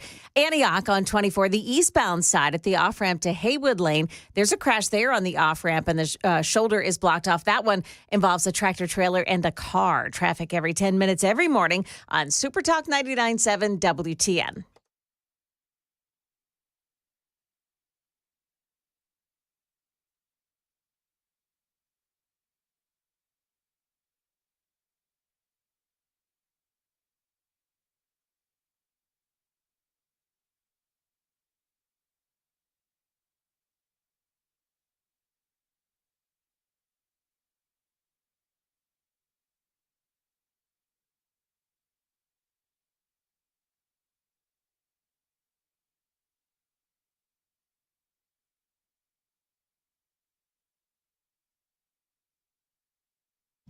.637 Nashville's Morning News on Super Talk 99.7 WTN. Watch us on YouTube. Like and subscribe. Take the Daily Dan poll. Today's poll is related to our interview that we're going to be doing at 8:05. I'm really looking forward to this. There is a bill making its way through the Tennessee State Legislature, and what this bill would do is it would give immunity for chemical manufacturers who obviously manufacture things like Roundup, for example. And so this is very controversial in the state legislature. So if there is a class action lawsuit from a bunch of folks that have cancer and they're blaming one of the chemical companies because they manufactured something that had deadly cancer-causing chemicals in it, well, the Tennessee state legislature, they're debating a bill that would give those chemical companies immunity. And so Attorney Dustin Kittle is going to join us. He is against this bill. And tomorrow at 8:05, Dustin is going to join us at 8:05. Tomorrow, I'm going to be inviting one of the sponsors of the bill on to come and talk about their side of this argument because, again, it is very controversial. But go to YouTube, watch us on YouTube, and take the poll. Should these chemical companies be immune from class action lawsuits? Now, the last time we checked it, and KGB, what are the more recent numbers? But the last time we checked it, it was like 96% said that no, these chemical manufacturers should not have immunity. What are the numbers now? Still 96%. Hasn't moved. 96% say no, they should not have immunity. Dustin Kittle will join us at 8:06 on Nashville's Morning News. This is really interesting. Joan, I don't know if you saw this, but apparently China is going to ban the import of U.S. films in retaliation to U.S. tariffs. So I guess they think that if Hollywood gets all up in arms, then President Trump will change his mind. I don't think so. Oh, Donald Trump is not going to change his mind, and especially if Hollywood is up in arms. They've got a new superhero movie that's coming out. I think it's a Marvel one, whatever. But this is going to be a big deal. And the people in China are going to be really ticked. You know, if they ban the NBA in China, that would also be a very big deal. Huge. Yeah. Because they love their NBA in China. So that is a story that we'll be watching. I don't know. Treasury Secretary Scott Bessent saying today that he thinks it was a big mistake that China escalated this and that they're playing with a losing hand. So, you know, it remains to be seen, of course, but I don't I don't think that, Hollywood going up against President Trump, I think he might not care. Donald Trump would actually, he's not looking to make friends in Hollywood, clearly. And this will just make their TDS even worse. So there's a lot going on with tariffs. How are the futures, real quick, Joan? Because we've been watching the futures all day. Right. And they actually don't look terrible. I don't know. Actually pretty great. They've bounced. The Dow futures are 812 higher. The NASDAQ futures are up 254. The S&P futures up 85. So pretty good right now. All right. And they were talking about the markets yesterday, and Brett Baer, of course, reporting the markets weren't all that bad. It was a roller coaster today on Wall Street. Closing numbers not as catastrophic as last week or as predicted. The Dow lost 349. The S&P 500 was only off 12. The NASDAQ actually gained 15. Now, all the recession wishers out there, you know what a recession wisher is, right? Those are all the people that want our economy to tank because it would be bad for Donald Trump. You know those people are out there. So all those recession wishers, they're trying to say, well, the market wasn't doing terribly because, there was word that Donald Trump was going to put a 90-day pause on the tariffs. Well, that turned out not to be true, of course. But now that the futures are out and looking good so far, then it looks like, no, maybe, fingers crossed, we've seen the worst of this. We'll have to wait and see. This is an ever-evolving discussion. And each day, there does seem to be signs that things are positive and moving in a good general direction. But there's also elements that point us to maybe it's not going to look so good, and maybe we will ultimately end up in a recession. But this made big news yesterday. We stand ready to negotiate with the United States. Indeed, we have offered 0 for 0 tariffs for industrial goods, as we have successfully done with many other trading partners, because Europe is always ready for a good deal, so we keep it on the table. So that is the person from the European Commission, I forget her name, but the person in charge of the European Commission, and they have offered Trump a deal to remove tariffs on all industrial goods as part of these trade negotiations. Donald Trump announcing that 20% across-the-board tariff on imports from the EU, and that does begin tomorrow, April 9th. And so Trump has now come out with a statement. At a White House press conference, Donald Trump rejected the 0 for 0 offer on car and industrial goods tariffs. Trump apparently said, no, it's not enough. We have a deficit with the European Union of $350 billion, and it's going to disappear fast. Trump said that deficit could be wiped out immediately if the EU buys an equivalent amount of U.S. energy. See what Donald Trump's doing? It is all the art of the deal. He says they can buy it. We can knock off $350 billion in a week. The ultimatum follows Donald Trump's announcement of that 20% tariff on the EU and minimum 10% tariffs on other trade partners, moves that have rocked global markets, by the way. A final word on this aspect.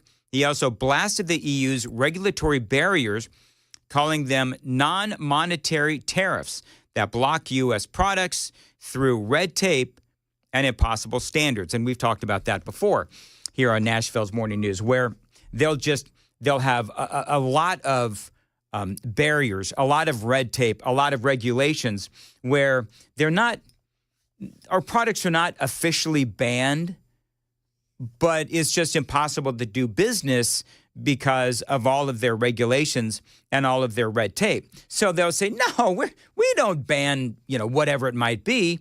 But the reality is that they are purposely overregulating goods coming from America to ensure that it, quite simply, doesn't get through that regulatory wall.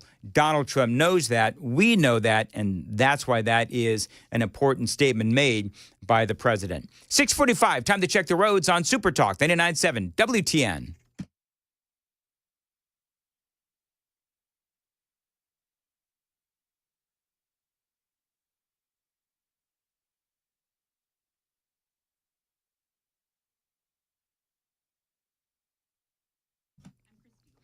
At 6:45, as far as your weather for today, high of 55 and sunny, 40 now. It's Super Talk 89.7 at WTN. Donald Trump had a lot to say regarding the tariffs yesterday. You know, again, those recession wishers out there, they have been out in full force. Trump says we do need to do this for the long run, and he is, in my opinion, absolutely right. I don't want them to take $500, $600 billion a year and spend it on their military. I don't want them spending money on their military. That he's talking about China, by the way. Make no mistake, this tariff war is all about China. The president going after China, as in my opinion, he should. Because China, as I've said before, what has China done to our economy? What has China done to our industry? I mean, and what have they done to our country? I mean, I could go down the list. China's allowed to buy our farmland. That needs to stop. They, of course, one way or another, released COVID on the world. They send spies over here, and they steal our intellectual property. So absolutely, Donald Trump. And what about, all the fentanyl that comes across our southern border? That is also courtesy of China and Mexico. So Donald Trump is right to go after the Chinese. And I shouldn't have to spend money. We shouldn't have to spend it either. Because, hopefully, and I said this to President Xi, hopefully it's money that we're never going to use. In other words, because we're not going to use those incredible weapons that we have and that they have. We don't want that. So it's going to be very interesting. It's the only chance our country will have to reset the table. So we always see positive and negatives, right? Positives and negatives. We don't know what's going to happen. I keep telling you, anybody who tells you they know what's going to happen, they really don't. But here's the deal. We do keep seeing a lot of positives. We are seeing companies and countries moving to America to avoid these tariffs. We've seen, I think it's over $1 trillion now in investment into America. And we have, 70 countries or so lining up. The phone is ringing off the hook at the White House because you do have all of these countries that do want to negotiate with President Trump. Treasury Secretary Scott Bessent says that it's time to start having those conversations with these countries. I can tell you that there are 50, 60, maybe almost 70 countries now who have approached us. So it's going to be a busy April, May, maybe into June. And Japan is a very important military ally. They're a very important economic ally. And the U.S. has a lot of history with them. So I would expect that Japan's going to get priority just because they came forward very quickly, but it's going to be very busy. And if President Trump, again, gave himself maximum negotiating leverage, and just when he achieved the maximum leverage, he's willing to start talking. Yeah, and part of what's going on, and I did mention this in the 5, is that Trump doesn't want to jump into negotiations too soon. He wants to make them sweat a little bit and let these countries feel some pain and be really worried. And so part of what Trump wants to do is start renegotiating just at the right time.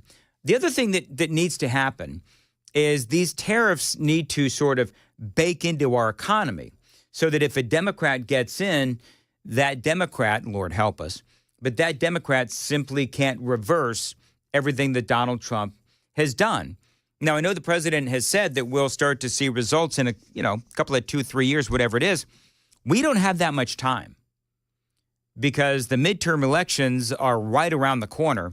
And if the economy, including prices on goods and services, doesn't come down quick, well, then we're going to have a big problem in the midterm election. So I feel like we don't have 2 or 3 years to let this bake in. A progressive comes in, a Democrat comes in, we end up with a Democrat House. The impeachments, I promise you, my friends, will begin. The Senate will save Trump, of course, like they have before. But we all know that the Democrats lowered the bar for impeaching a president. And so if they get control of the House of Representatives, that's going to be an issue. Commerce Secretary Howard Lutnick, he's been talking about bringing manufacturing back to America. He specifically started talking about smartphones, and there's a comment that a lot of people started talking about that Lutnick made that started to raise some alarm bells. We're going to talk about that and a whole lot more straight ahead. It is 6:50 on Nashville's Morning News on Super Talk 99.7. Joan Jones is in the WTN newsroom. Joan, what's coming up in the news at 7? Pretty significant win for the Trump administration. And also, the Democrats may be short by one vote when a vote takes place in the House of Representatives this week for the president's budget priorities. We've got that story and more coming up here at 7 o'clock on Super Talk 99.7 WTN.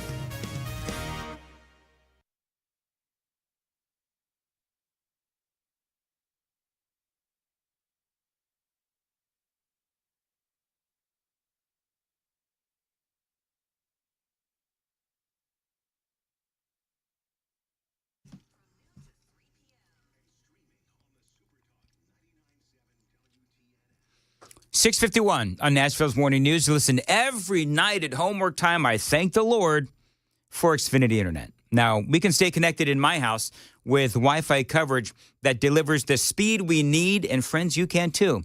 You know, I do all of that fill-in work at home from the basement studio. Oftentimes, I do shows from the basement studio. All of that is courtesy of my rock-solid internet, courtesy of Xfinity.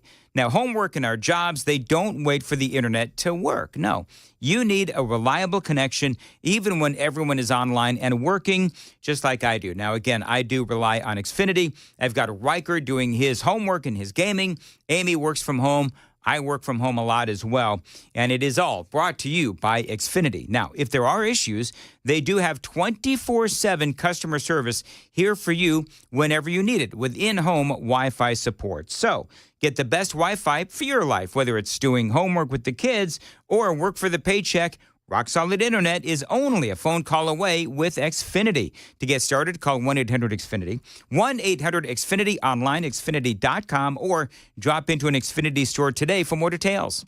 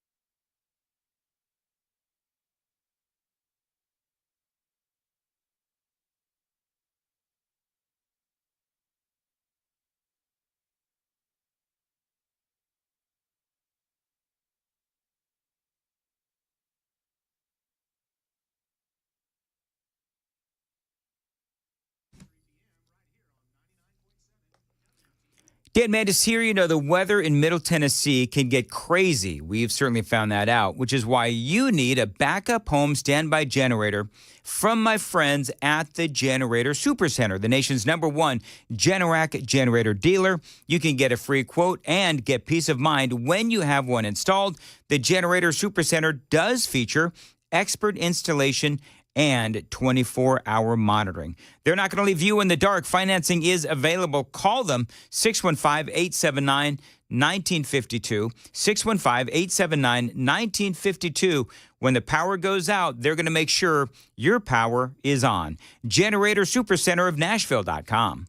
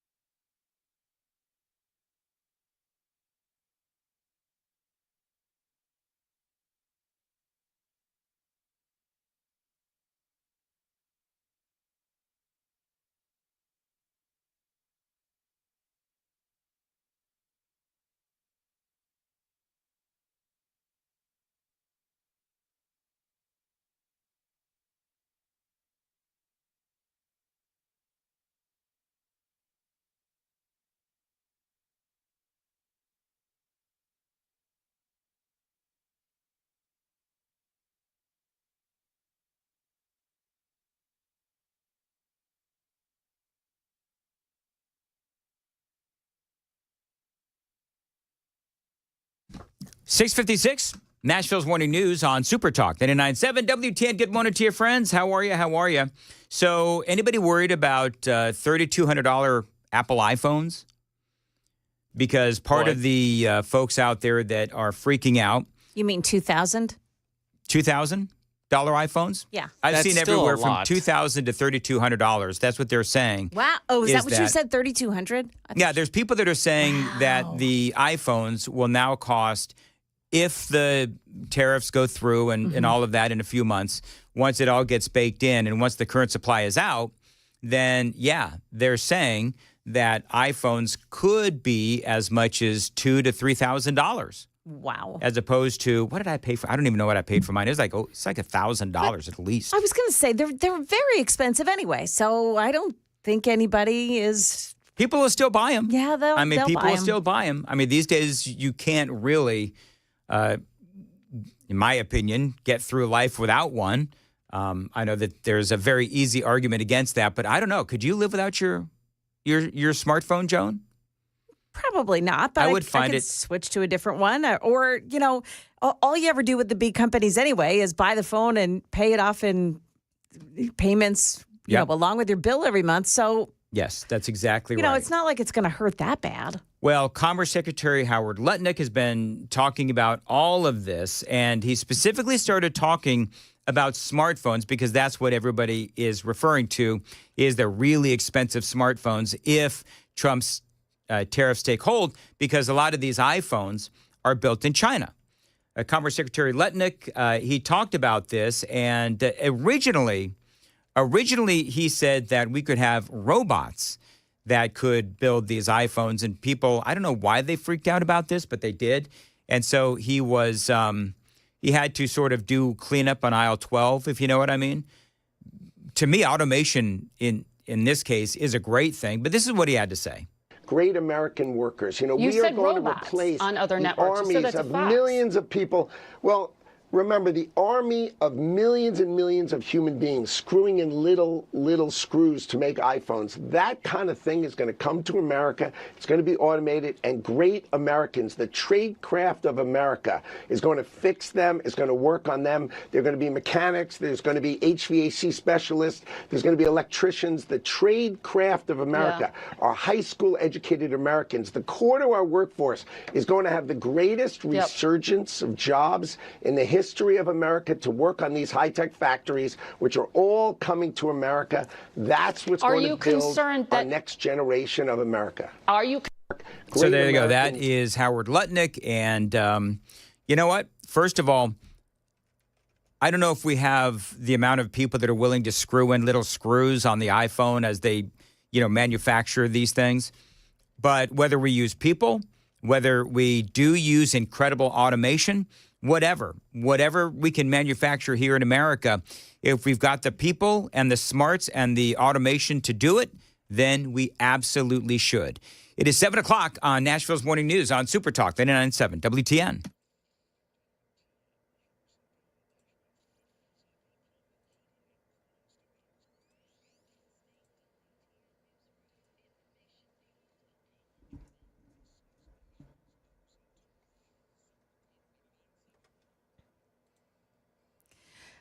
Good morning, 7 o'clock now. I'm Joan Jones with your top stories. Traffic and weather are coming up right after the news. Significant news from the U.S. Supreme Court. In a 5-4 decision, the justices allowing President Trump to resume deportations of alleged Venezuelan gang members under the Alien Enemies Act.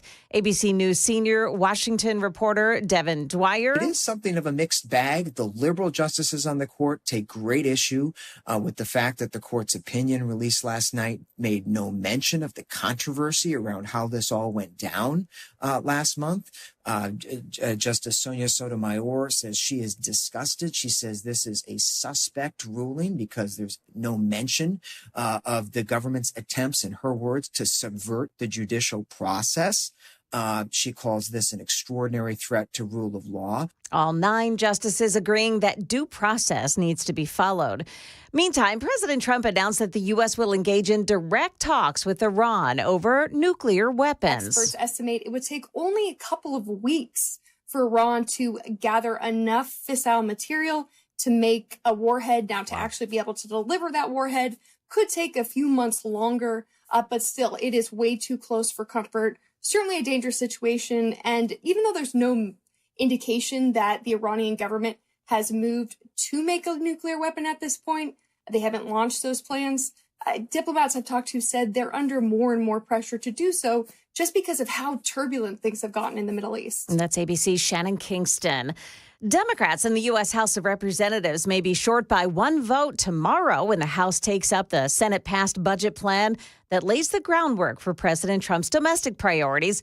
New Jersey Democrat Congressman Donald Norcross was hospitalized over the weekend for an emergency medical event. His staff saying it appears to be related to his gallbladder. It's not clear whether he'll be released to return in time for the vote in D.C. tomorrow. Locally, the undocumented students bill that allows schools to disenroll illegal immigrant students if their parents don't pay tuition brought some lively debate in the state Senate. This is about denying innocent children of their right, of their God-given right, as guaranteed by this state constitution, to get an education as upheld by this U.S. Supreme Court. Lots of energy behind my colleague from Davidson County. We're not talking about immigrants, we're talking about illegals. There is a distinct difference. That bill could get a full Senate vote this week and the full House vote next week. Market Numbers Report now brought to you by Beacon Capital Management, online at beaconcm.com. Gonna like this one. The Dow futures, they're now up 1,057 points. Ooh, snap. Yeah, right. The NASDAQ futures are up 407. The S&P futures gaining 124. Looks like we're on the way to a positive opening on Wall Street for the first time in days. All the Democrats are like, dang it. Yeah, snap. That is the latest news, traffic, and weather next. I'm Joan Jones, WTN News.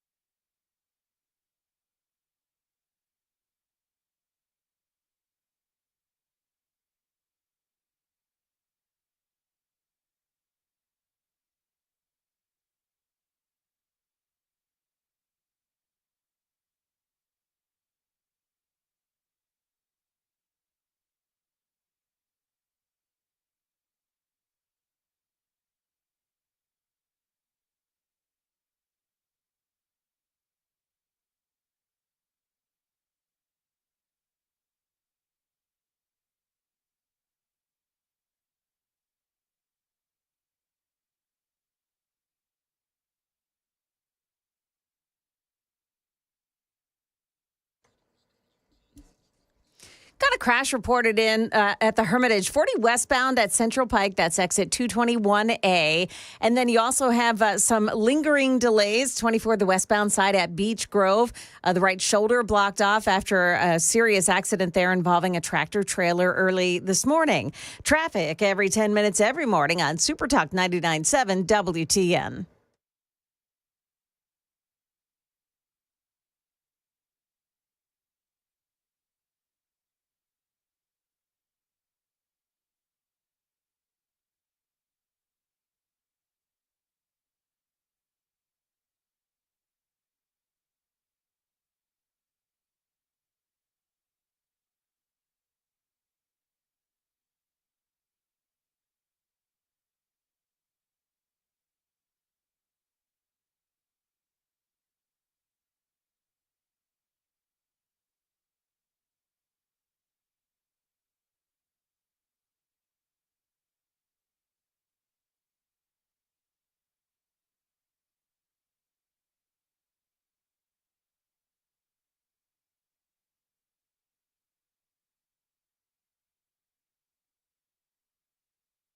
7:06, Nashville's Morning News on Super Talk, the 997 WTN. Good morning to your friends. There is so much going on. Joan Jones, I heard that audio of one of the Justins in your newscast, and I don't exactly even know what the story was about.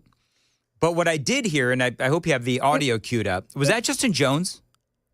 It was in my newscast, but I have to tell you, it wasn't one of the Justins. Who was it? Johnny Ray Clemens. Is that his name? John Ray. John Ray Clemens. Yeah. Okay. Well, let me hear it then, and because I thought it was interesting, and I guess all these Democrats are starting to sound alike to me, but whatever.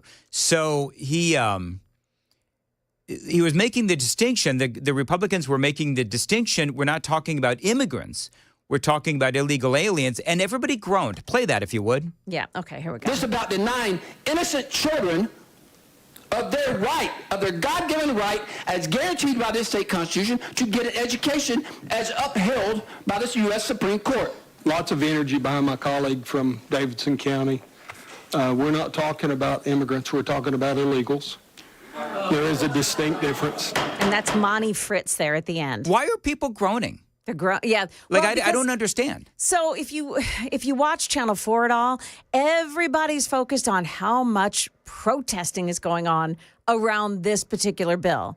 They're not talking about the bill. They're not talking about the people involved. They're not talking about the law. They're talking about the protests, which, of course, encourages people to go and protest. So that's what you're getting there. You're getting all these people who are there just to protest. Well, and the other thing they're trying to do, Joan, is they're trying to make it seem, this is what people do. This is what the local news does, because they're very liberal. Yeah. Is they're trying to make it seem like there is this massive groundswell of support against the House Republicans and the Senate Republicans as well, the Republicans in the state legislature. They're trying to make it seem like there's this massive groundswell of support, when in reality, there is a very loud and vocal minority group of activists that are, if they're not screaming about guns, they're screaming about, trying to keep as many illegal aliens in this state as possible. They're very obviously leftists. But I'm just trying to, is that some sort of a thing that if you're a conservative now and these people on the left, they are against making the distinction between a legal immigrant and an illegal immigrant? Because I got to tell you, I have a lot of friends who are legal immigrants that would really get a little ticked off if all of a sudden now the left is not going to make any distinction between legal immigrants and illegal immigrants in this state. Yep. I mean, that's exactly the case. They don't want to hear that it's illegal immigrants, people in the country illegally. Yeah. Their parents are here illegally. And whether or not, so much has been made about the people that have come across the border. Who knows if these kids are actually these parents of these kids? Oh, a lot of these kids has been trafficked. Yeah. A lot of these kids have been trafficked. And, they were, this has been last 8 years now. We've been dealing with this. But you have, kids who have been trafficked, and they are coming in with a family. Then they're sent back to Mexico, and then they come in with another family, and then they go back and they come in with another family, because if you were coming in with a kid, then it was like a get-out-of-jail-free card. They just let you go right on through. Exactly. So anyway, whatever. All right, well, thank you, Joan. Yeah, I appreciate you bet. it. Couple of things real quick. 7:10 on Nashville's Morning News on Super Talk, 99.7 WTN. There was, and we weren't able to fully talk about this poll that shows that, they're calling this a shock poll. I'm not shocked, are you? When I tell you that 55% of Democrats believe assassinating Donald Trump would be justified. I'm going to repeat that because I know it is shocking. 55% of Democrats believe assassinating Donald Trump would be justified. They're calling this the assassination culture. The network, this is from Blaze. The Network Contagion Research Institute released a disturbing report yesterday that found assassination culture is on the rise among those who self-identify as politically left of center. Now, I'm going to ask a question. Even on the worst days of Joe Biden, Alejandro Mayorkas, people within the Biden administration, I cannot name one conservative, one Republican that said that it would be okay to enact any kind of violence on Joe Biden or Alejandro Mayorkas or Kamala Harris, what have you. No, this is something from the left. Now, people in local media would tell you, oh, white supremacy is a big danger in the state of Tennessee. Well, what about this? Are there going to be any big investigations over on Channel 5 about the 55% of Democrats, apparently, that believe assassinating Donald Trump is justified? Any investigations whatsoever into that? No? Okay. The report, Assassination Culture, How Burning Teslas and Killing Billionaires Became a Meme Aesthetic for Political Violence, highlighted survey results that found many leftists could at least somewhat justify acts of violence against Elon Musk and President Donald Trump. A broader assassination culture appears to be emerging within segments of the U.S. public on the extreme left. It read, calling the trend troubling. I mean, that is amazing. They say these attitudes are not fringe. They reflect an emergent assassination culture grounded in far-left authoritarianism and increasingly normalized in digital discourse, the report read. This report points to disturbingly high levels of support for political violence, particularly targeting President Donald Trump and Elon Musk. Across survey responses, nearly 1/3 of respondents and a significantly higher share of left-leaning respondents expressed some degree of justification for acts of lethal violence. Now, how many of us heard and read the reports and talked about all those people on the left who were upset that Donald Trump didn't get shot in the head, per se? They nicked his ear. I would still say that he got shot in the head, but whatever. And you got all these people on social media that said, oh, I wish he was a better shot. Remember all of that? It was horrifying. I've got a lot more on this, including what I think and what they say is the root cause, the genesis of all of this. And that is coming up on Super Talk 99.7 WTN. It is 7:15. Time to check the roads on WTN.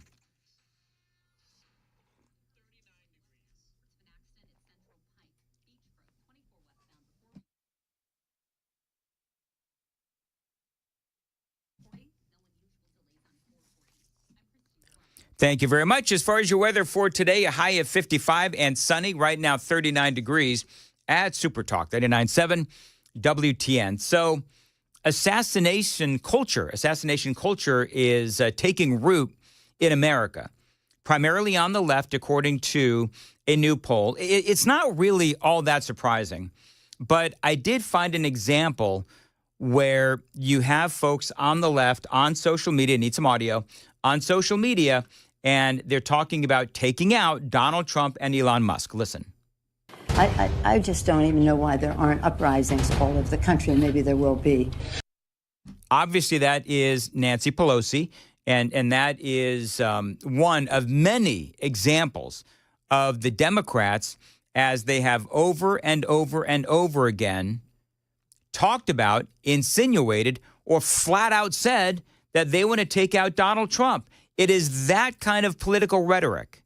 It is that kind of wishful violence that has inspired people on TikTok and Instagram and other social media outlets to make posts like this. If Donald Trump bans TikTok on April 5th, 5 days before I'm supposed to launch my jewelry brand in New York City, Luigi Mangione will look like a cakewalk next to me. There you go. The report, which tracks the assassination culture, that trend starting with the December shooting of United Healthcare CEO Brian Thompson, attributed to the shift in part on social media. So basically, Thompson gets shot by Luigi Mangione.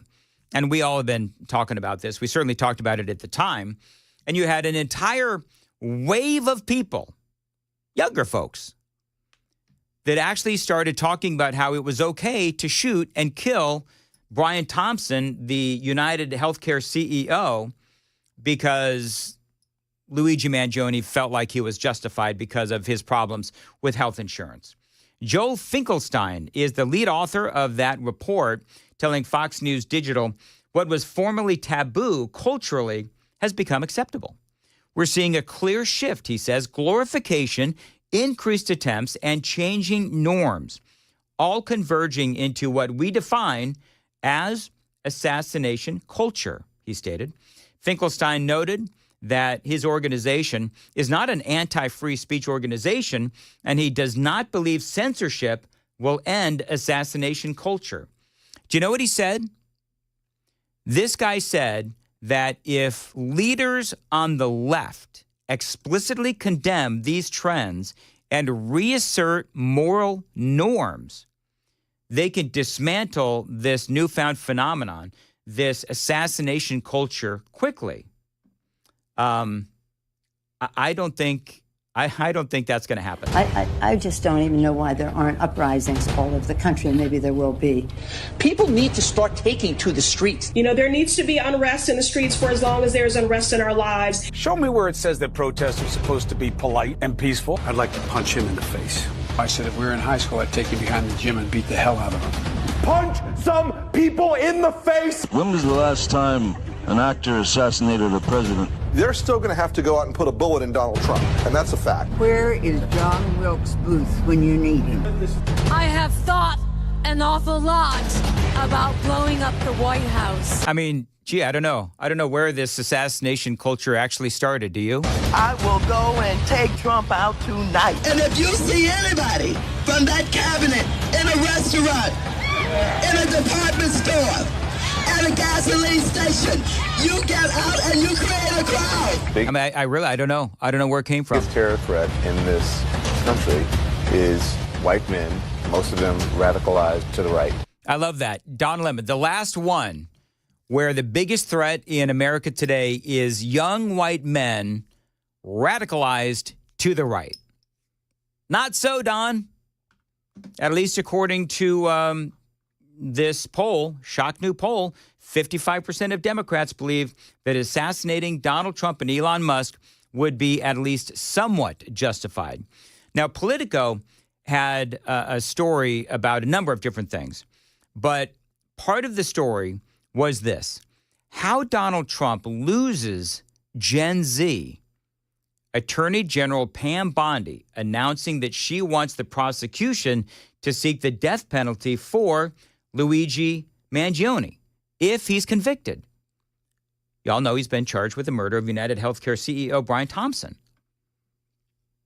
So according to Politico, the way to lose the younger generation is to go after Luigi Mangione with the death penalty. Pam Bondi was asked about this. The death penalty this week, you announced that you want the prosecution to seek that with Luigi Mangione, accused of gunning down United Healthcare CEO Brian Thompson in Midtown Manhattan. Politico reacted to that with this line: how Trump loses Gen Z. I was in an airport a couple of weeks ago with a young woman that had on a sweatshirt with his face on it, and he was portrayed as a religious icon. There was a halo, kind of like a saint. What's your take on how the younger generation sees him as a bit of a folk hero, and Politico's assessment that it may cost you politically? I love what Pam Bondi had to say. I've got that audio straight ahead. It is 7:20 on Nashville's Morning News on Super Talk 99.7 WTN, 615-737-9986.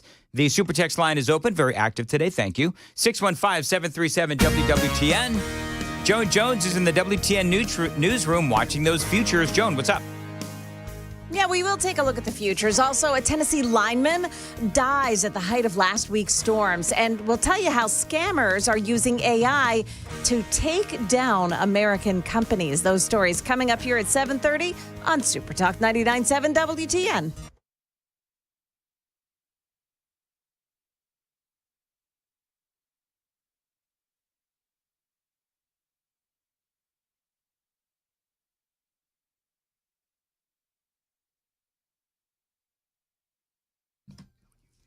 $7:21 on Super Talk 99.7. Dan Mandis here for my carpet cleaning company, Zero Res. Now, I've been a client for years and years, and one big reason is that they really do help with my allergies. Here we are in spring allergy season. You know, carpet is the #1 air filter inside your home. It filters out airborne particulates, pollen, bacteria, you name it. Zero Res is going to filter it out. It's going to filter out the bad stuff so you can keep your filter clean. And Zero Res does this better than anyone. They don't use any harsh chemicals or soaps, just powered water that leaves behind soft and fluffy carpets. Now remember, a clean filter means a healthier home. And here in allergy season, that is critical for you and your family. You know, they haven't raised their prices in years over at Zero Res. It's one of the reasons why I really appreciate the fact that I get to endorse them every month. Not only are they not raising their prices, they do offer you ways to save you money. Right now, here in the month of April, 2 rooms of carpets cleaned. That is going for just $109. Plus, you are going to get a free hallway as well and 25% off of area rugs. Going to repeat that one more time. 2 rooms of carpets cleaned for just $109. Plus, you are going to get a free hallway and 25% off of area rugs. Tell him Dan Mandis told you to reach out. 615-535-9376. 615-535-9376. Book online, ZeroResNashville.com.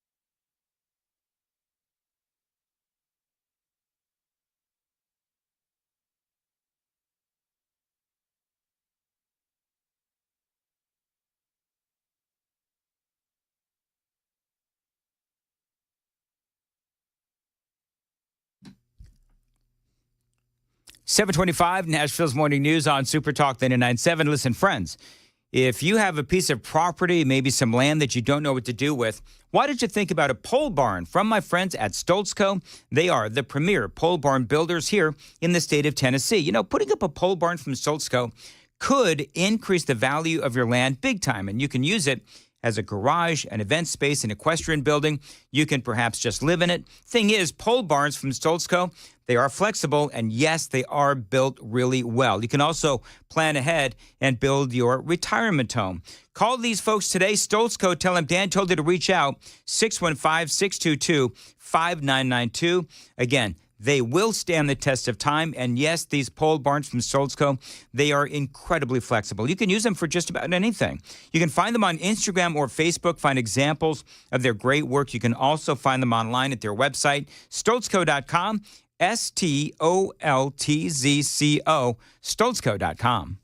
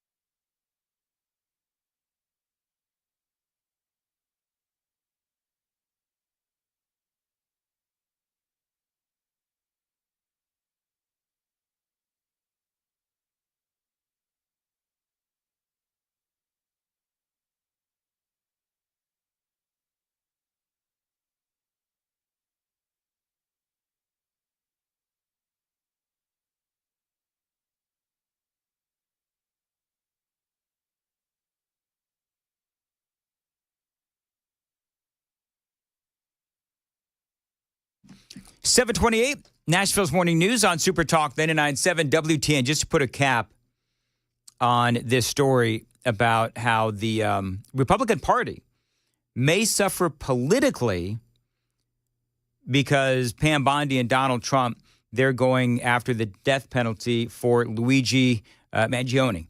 Now, this, of course, leads to the whole discussion, the poll that I shared with you in the previous segment. About 55% of left-leaning Democrats can somehow justify the assassination of Donald Trump and Elon Musk. And clearly, we know that they will justify the vandalizing and the torching of Teslas and Tesla dealerships.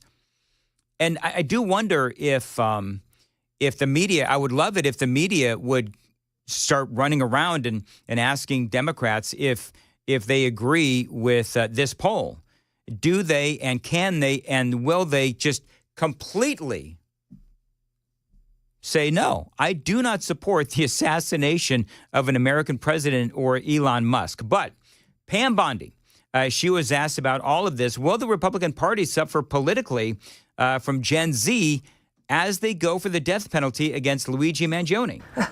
The president's directive was very clear. We are to seek the death penalty when possible. And, it hadn't been done in 4 years.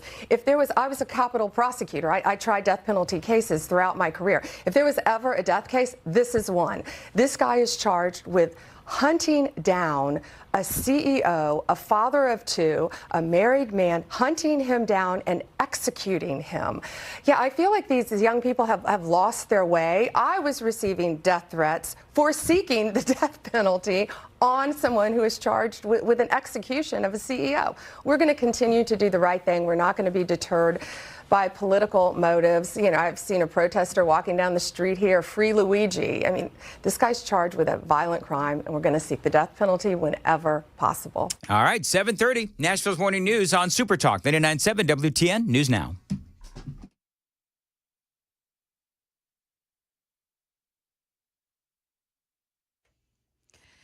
Good morning. It's now 7:30. I'm Joan Jones with your top stories. Traffic and weather coming up here right after the news. Nashville Electric Crews restoring power now to almost all of the customers who were knocked offline by storms last week.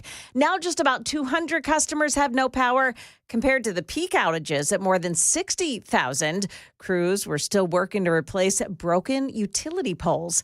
Meantime, a Tennessee lineman died while working during the storms last week. Chance Carlton is his name. He worked with Carroll County Electric Department, and we're being told that he died in a car crash while on the job Thursday morning. The Army has reenlisted more than 23 soldiers who were discharged for refusing the COVID-19 vaccine, complying with an order from President Trump that they be rehired and given back pay. The Marine Corps, Air Force, Army, and Navy have set up websites to provide information for service members looking to reenlist. They're also reaching out via letters, emails, even phone calls to those who had been discharged. And American companies say fake job seekers are flooding them with applications for remote positions. These are AI-generated profiles. They have fabricated photo IDs, employment histories, even they provide answers during interviews. So why do they do it? Well, because once an imposter is hired, they can install malware and then demand a ransom from the company or steal its customer data, trade secrets, or even funds. CNBC says that by 2028, 1 in 4 job candidates will be fake. Ahead of the opening bell here, things are pointing up. They're looking good so far this morning. So hopeful for the opening bell in about an hour from now. Dow futures are up 1,065 points. The NASDAQ futures gaining 425. We've got the S&P futures up 125 points. That's the latest news. Traffic and weather next. I'm Joan Jones, WTN News. 7:32, Nashville's Morning News on WTN. Dan Mandis here for my window company, Window Nation. I endorse these folks because they did great work for me. Now, if you've got old and inefficient windows, it is time to upgrade with Window Nation. They were ranked highest of Forbes' list of best window installers. And I can tell you that my installation was absolutely flawless. Now, how do you know if you have old and inefficient windows? Well, we had a bunch of rain. And so when all of that rain comes down, you end up with a lot of water, a lot of moisture on your window sill, that is an indicator that, yes, you do have old and inefficient windows. Right now, Window Nation is having a great deal for listeners to my show. You buy 4 windows, you're going to get 4 additional windows absolutely free. Plus, pay no payments or interest until 2027. Now, these windows, energy efficient, so not only are you saving money on the install, but on your electricity bill as well. Now, how do I know that you're going to be happy? Well, because they've got a 96% satisfaction rating and over 20,000 5-star reviews. Now, don't forget that great deal. You buy 4 windows, you get 4 additional windows absolutely free, plus no payments or interest until 2027. 866-90-NATION, 866-90-NATION, windownation.com.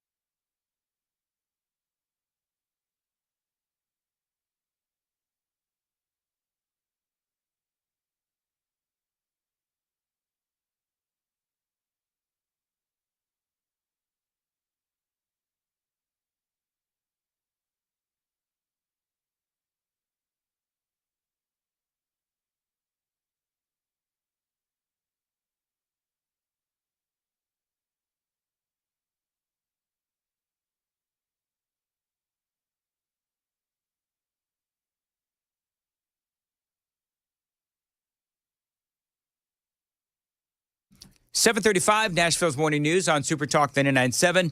My vision has been getting worse for years, and I knew that I needed to make a change, which is why I called my buddy Dr. Horn at Vision for Life. Now, if you're thinking about vision correction surgery, lens replacement, you've got to go with my guy, Dr. Horn, and Vision for Life. I started doing all the research when I realized I had to get this done. One guy, Dr. Horn, kept coming up in all my research. Now, their incredible reviews are what convinced me. Now, people are sharing all kinds of life-changing stories about their procedures. Dr. Horn has been selected by his peers as one of the best physicians, one of the best eye surgeons, and one of the top 250 premier cataract surgeons in America. Most recently, Dr. Horn was voted Nashville's best ophthalmologist. Now, after learning all of this and also that first meeting, that first consultation with Dr. Horn, I was convinced this is the guy. And now I'm a couple of months later after my vision correction surgery. I can see 20/20, and he's been doing that for folks for 20 years. That's right.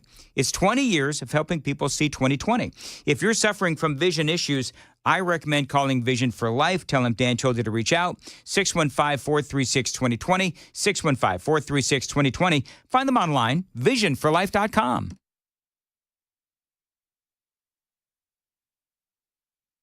Well, it looks like there is a problem this morning in Nashville. It's Old Hickory Boulevard at Eulalia Drive, Cedarmont Drive. Not sure if I botched that name, but there's a crash in that area this morning. Antioch, it's a crash at Haywood Lane at Antioch Pike. And then another one this morning in Brentwood on 65. It's in the southbound lanes, Old Hickory Boulevard, south, exit 74. An accident there, and the right shoulder has been blocked off by it. Traffic every 10 minutes every morning on Super Talk 99.7 WTN.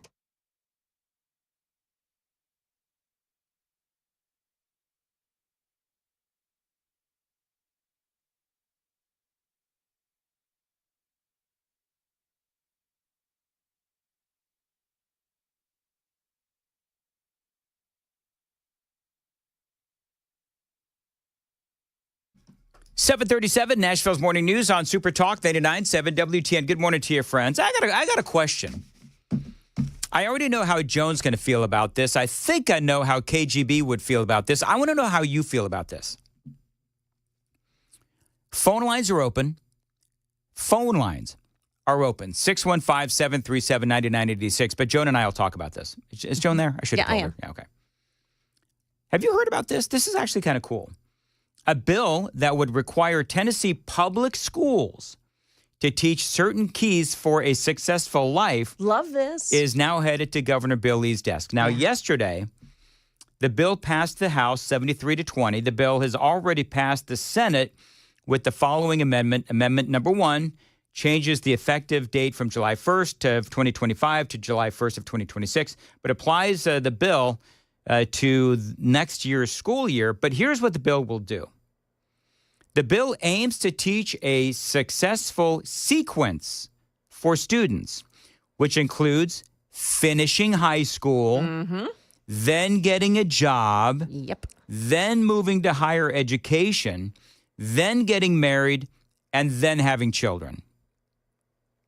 I think this is great. Scandalous, I tell you. Oh, I'm sure people are freaking out. I'm sure, people on the left are like, oh, my God, you can't do that. Yeah, they I don't know. You think anybody will call on this, Joan? I think this is a great idea.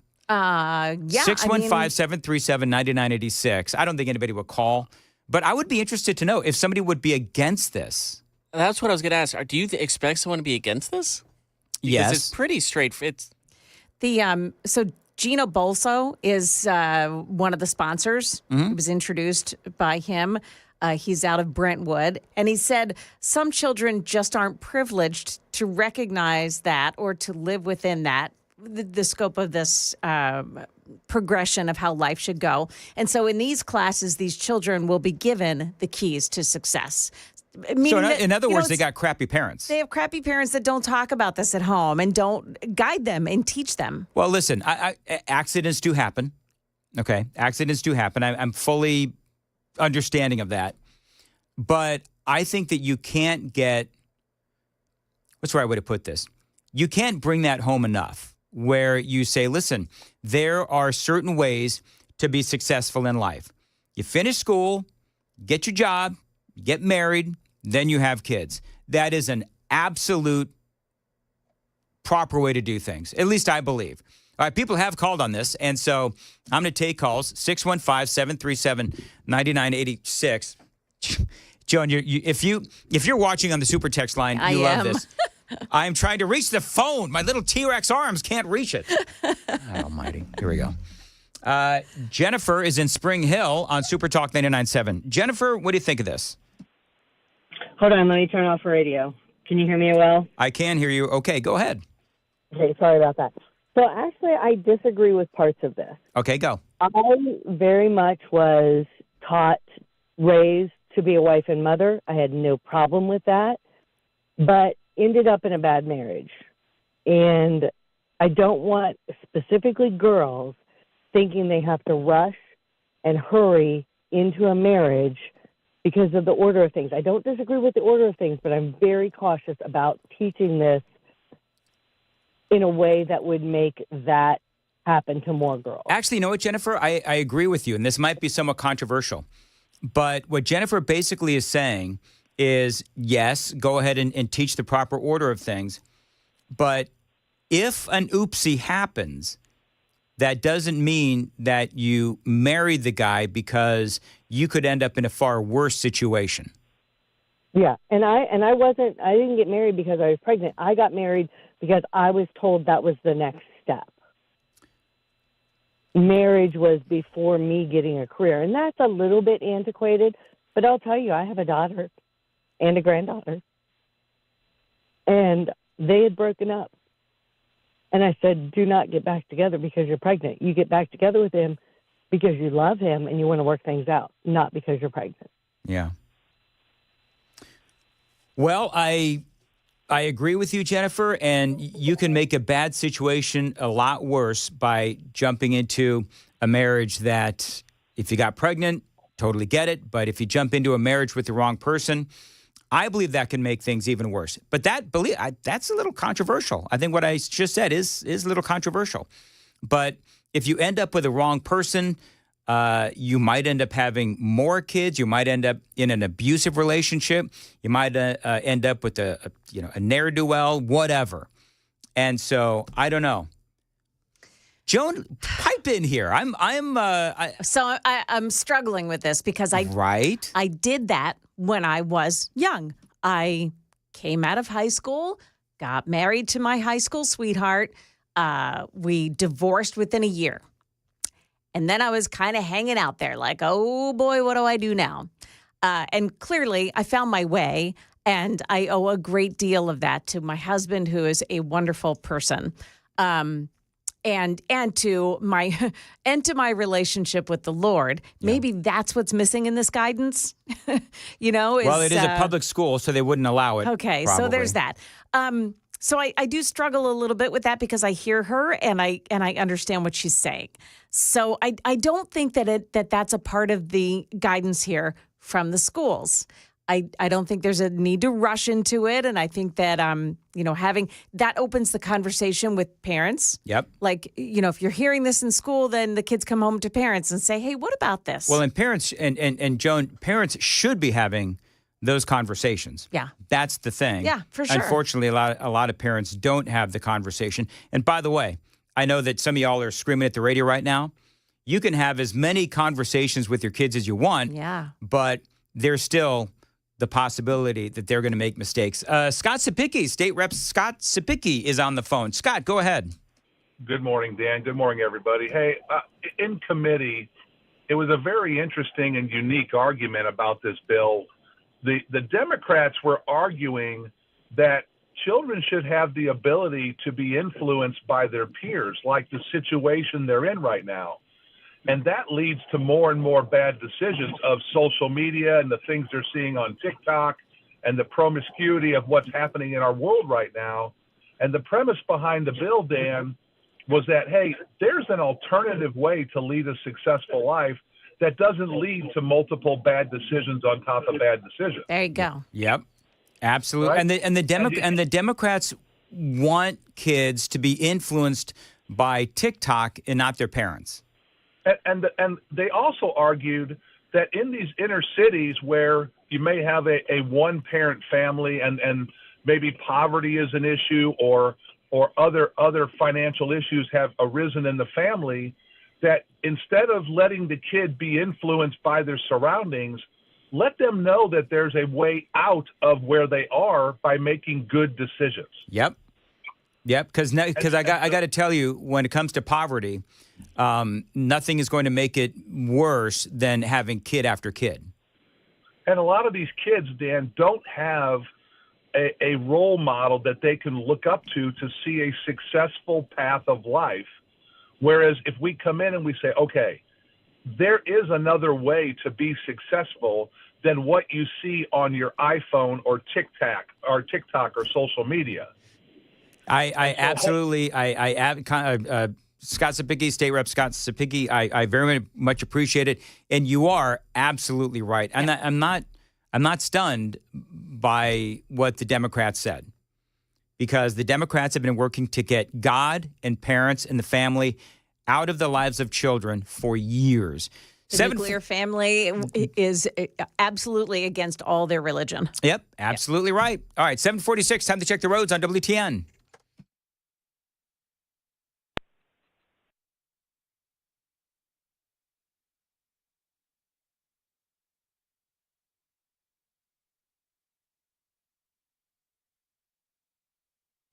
$7:46 as far as your weather for today, high of 55 and sunny, 39 now at Super Talk 99.7 WTN.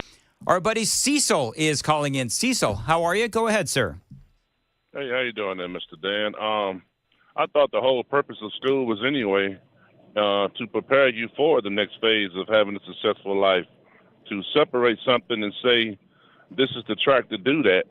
I think everything in school should be. It shouldn't diminish everything else that's going on. And furthermore, as far as the churches, children should be learning, as far as the moral issues, they should be learning that at home from their parents, and they should be learning that in church and everything. Yep. You know, I think that the problem with our school system, it's okay to have the prayer, it's okay to do the Pledge of Allegiance, though, but at the same time, though, you know, we need to address some of these bills and everything that are having, that are causing this generational poverty when you have mothers that are being kicking fathers out of the house because they have Section 8 and different things to be able to support families. Well, we need to address that first. Yep. Before we could talk about doing that. If to pass a bill doing one thing, yet you're having another bill to enable the other situation and keeping fathers out of the house. That needs to be addressed first, because I know people who purposely have children after children in order to be able to obtain benefits and other things just to live. That right there is a generational curse, and that's a psychological situation. That needs to be addressed first before this other thing needs to be addressed. All right, Cecil, and I absolutely agree with you, and thank you for the call. Christine is on line 3 on WTN. Hey, Christine. Good morning to you. Just a little bit kind of off diversion on this a little bit, but still on the subject of these kids. I grew up in Florida, and in Florida, we were required to take one semester of driver's ed. That set us up to learn how to drive, the defensive driving, the consequences of drinking and partying and driving, what it can result in. And I think really the schools in Tennessee, they need to think about sponsoring a bill and bringing that into the classroom into the senior year of high school. Maybe one semester or two of home economics. Learn how to balance a checkbook. Learn how to sew a button on something. Learn what domestic things are in a home that is required of you when you become an adult and Christine, move out on your own. Christine, do we not do driver's ed in Tennessee? No. We don't? Do we? No. Oh, I'm stunned by that. Okay, I'm well. stunned by it too. Yeah, I agree with you. That's like a rite of passage. All right, Christine, thank you very much for the call. Can somebody fact check Christine? Is that true or not? 615-737-9986. You know, come to think of it, I'm trying to think back to when my kids were in Tennessee schools. I know that I'm the one that taught my kids how to drive. It's a harrowing experience. Ross is in Cedar Hill on WTN. Hey, Ross. Hey, how you doing? Christine's right. There's no driver's training in Tennessee. It's all on the parents, and then you have to take a written test. And if you pass your written test, then you have to take a road test. But there's no formal driver education. Wow. Okay. Aside from that, my issue, and a lot of people have kind of touched on it a way already, we need to be teaching some financial literacy in school. If that's not part of this bill, it needs to be. Everybody, look at what's going on. Everybody's having a fit because we're trying to get the federal government, the budget, and the deficit under control. Yep. And they have no concept of money, or they have no concept of responsible spending. And that just leads people to be broke their entire life. And I appreciate the call very much. I'm going to blow through some of these calls. Josh, you've been holding for a while. Go ahead in Gallatin. Yeah, I definitely like the order of things. It worked for our family. Here's the issues I have. Number one, there's going to be a cost to this. There's going to be, because education has become an industrial complex, there's going to be curriculums. You're going to see school systems have to spend millions of dollars on new curriculums to implement this. Then, secondly, we've got kids who are not proficient in math, they're not proficient in reading, they're not proficient in writing. Right. And so, ultimately, anytime you add something new to a curriculum or to to credits or whatever you need to have, then you're taking focus away from those key attributes. And that's the argument as conservatives we've been making for a long time, is that these key attributes we're not paying any attention to. We've turned, arithmetic, we've turned literature, and we've turned reading and writing, all these things, we've turned it into social and emotional learning. And we've taken away the core focus on what we need to do in academia. Well, it looks like what I will say, Josh, is financial aspects that you're talking about is taught in this family life curriculum, which I think is a great idea. Yeah, yes. But once again, what are you going to take focus away from? Because we're already struggling academically. And then, for many years, I've also heard fellow conservatives talk about the fact that it's not a teacher's responsibility to teach social things, like sex education, things like this. And so now these same teachers that we have criticized for trying to impede social values, we're going to give a curriculum. And even though there's going to be a curriculum, it can be taught in specific ways that maybe you won't agree with. And Josh, I got to stop you there, but here's what I will say to that. You bring up valid points. But I think, and J.D. Vance has talked about this, and other conservatives have spoken about this as well, where the Republican Party and Joan, I think you can attest to this too. The Republican Party has sort of grabbed the mantle of, the pro-family party. The Democrats used to try to say that they were the pro-family party, but clearly, we are the family of pro-life. We are the party of family and pro-life, and doing things in a certain order. So while I do get what you're saying, I do also think that we have problems with the younger generation. I don't believe that there is any debate that we have problems with the younger generation. And I think if the parents aren't doing their jobs, and unfortunately the parents are just as distracted by their phones as their kids are, and that is leading to a lost generation. So I don't mind schools stepping in and teaching the proper order of things. They're not teaching God. They're not doing any of that stuff for you liberals who are going to freak out. But they're teaching you the keys to how to succeed in life. And I don't think that is a bad thing. It is 7:54. Joan, you were going to say something? Well, I was going to say, you couple this with removing, books about transgender 5-year-olds. Yes. And we might actually get on the right path. Dare to dream, Joan Jones. Dare to dream. Yeah. 7:54. What's coming up? Well, we'll talk about the Supreme Court clearing the way for the Trump administration to go ahead and deport those Venezuelan gang members. Also, we have learned that the man accused of a deadly crash right near our radio station here has now been charged. We've got those stories coming up here at 8 o'clock on Super Talk 99.7 WTN.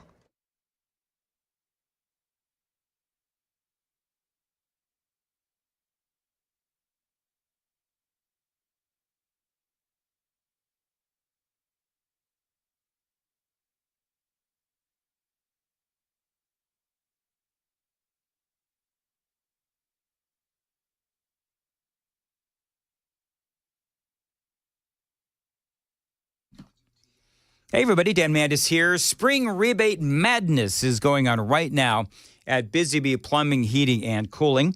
I want you to listen to these rebates. Now, the point is that Busy Bee is always trying to save you money. And right now, a mini split 17 SEER or heat pump 17 SEER, that is an $800 rebate. Heat pumps 15 and 16 SEER, that is a $500 rebate. And duct sealing or repair, that is a $300 rebate. So many ways to save with my friends at Busy Bee Plumbing, Heating, and Cooling. Join the Beehive Club today. You're going to get a $50 rebate on your spring and fall tune-up with Busy Bee. That means that you've already saved enough money to pay for the Beehive membership for the year. They'll even file the rebates so you don't have to. There's a ton of other benefits when you join the Beehive Club. Check them all out at their website, busybeehvac.com, busybeehvac.com, 615-775-7833, 615-775-7833, busybeehvac.com.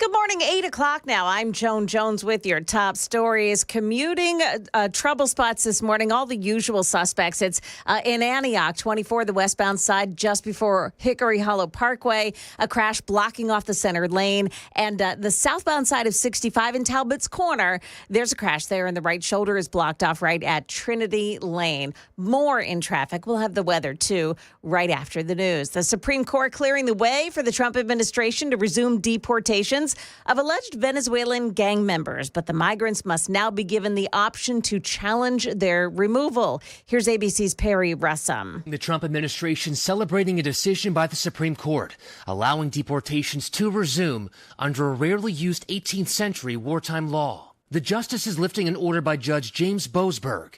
Last month, Boasberg blocked the Trump administration from deporting Venezuelan migrants under the Alien Enemies Act. News from DOJ, the agency revealing that millions of migrants are receiving taxpayer-funded Medicaid benefits, and thousands of them are on voter rolls across the country and are illegally voting in American elections.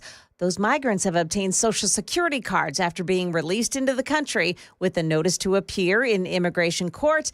But their court dates average 6 years after the release into the country. DOJ official Antonio Gracia, speaking to the Daily Wire, accuses the Democrat Party of opening the border in order to import new voters. Some GOP senators are expressing frustration over tariffs, but President Trump isn't having it. President Trump would veto a bipartisan bill in the Senate that aims to rein in his authority to impose tariffs. The legislation would require the president to notify Congress of new tariffs and require Congress to vote to approve those tariffs within 60 days of their issuance. A White House statement sent to Senate Republicans and obtained by ABC News says, quote, if passed, this bill would dangerously hamper the president's authority and duty to determine our foreign policy and protect our national security. Karen Travers, ABC News, the White House. The man who is accused of causing a deadly crash in the Gulch last week is now out of the hospital. George Cheney Sr. blew through a red light and then T-boned a taxi cab. Both cars then slammed into the restaurant, the Del Frisco's restaurant there in the Gulch. 2 passengers in the taxi died. Their driver was also critically hurt. Channel 4's Alexandria Adams there. Now, George Cheney Sr. is in jail and will be charged. 2 Microsoft engineers are out of a job today, fired for staging highly public protests during 2 of the company's celebratory events for that company's 50th anniversary. Both employees protesting the Israeli military's use of Microsoft's artificial intelligence product. The company said the 2 could have held meetings with company executives, but instead chose to disrupt its celebrations. They were fired. Market Numbers Report brought to you by Beacon Capital Management, online at beaconcm.com. Well, would you look at this? A half hour before the opening bell, and the Dow futures are up 1,046 points. The NASDAQ futures are up 395, and the S&P futures, they're gaining 123. That is the latest news, traffic, and weather next. I'm Joan Jones, WTN News.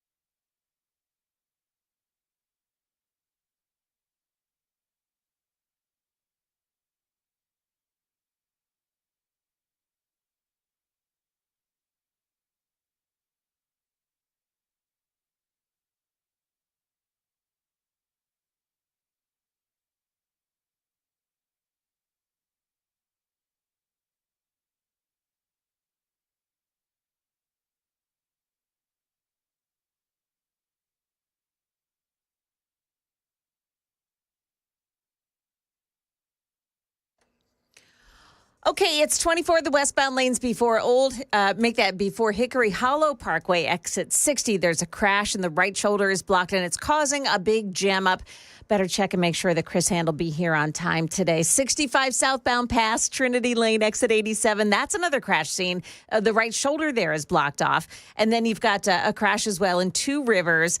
In fact, that's debris on the roadway at Briley Parkway, northbound at Two Rivers Parkway. The two right lanes are blocked by it as well. And then in Madison, 65 southbound before Old Hickory Boulevard, you've got a crash and the right shoulder is blocked off. Traffic every 10 minutes every morning on Super Talk 99.7 WTN.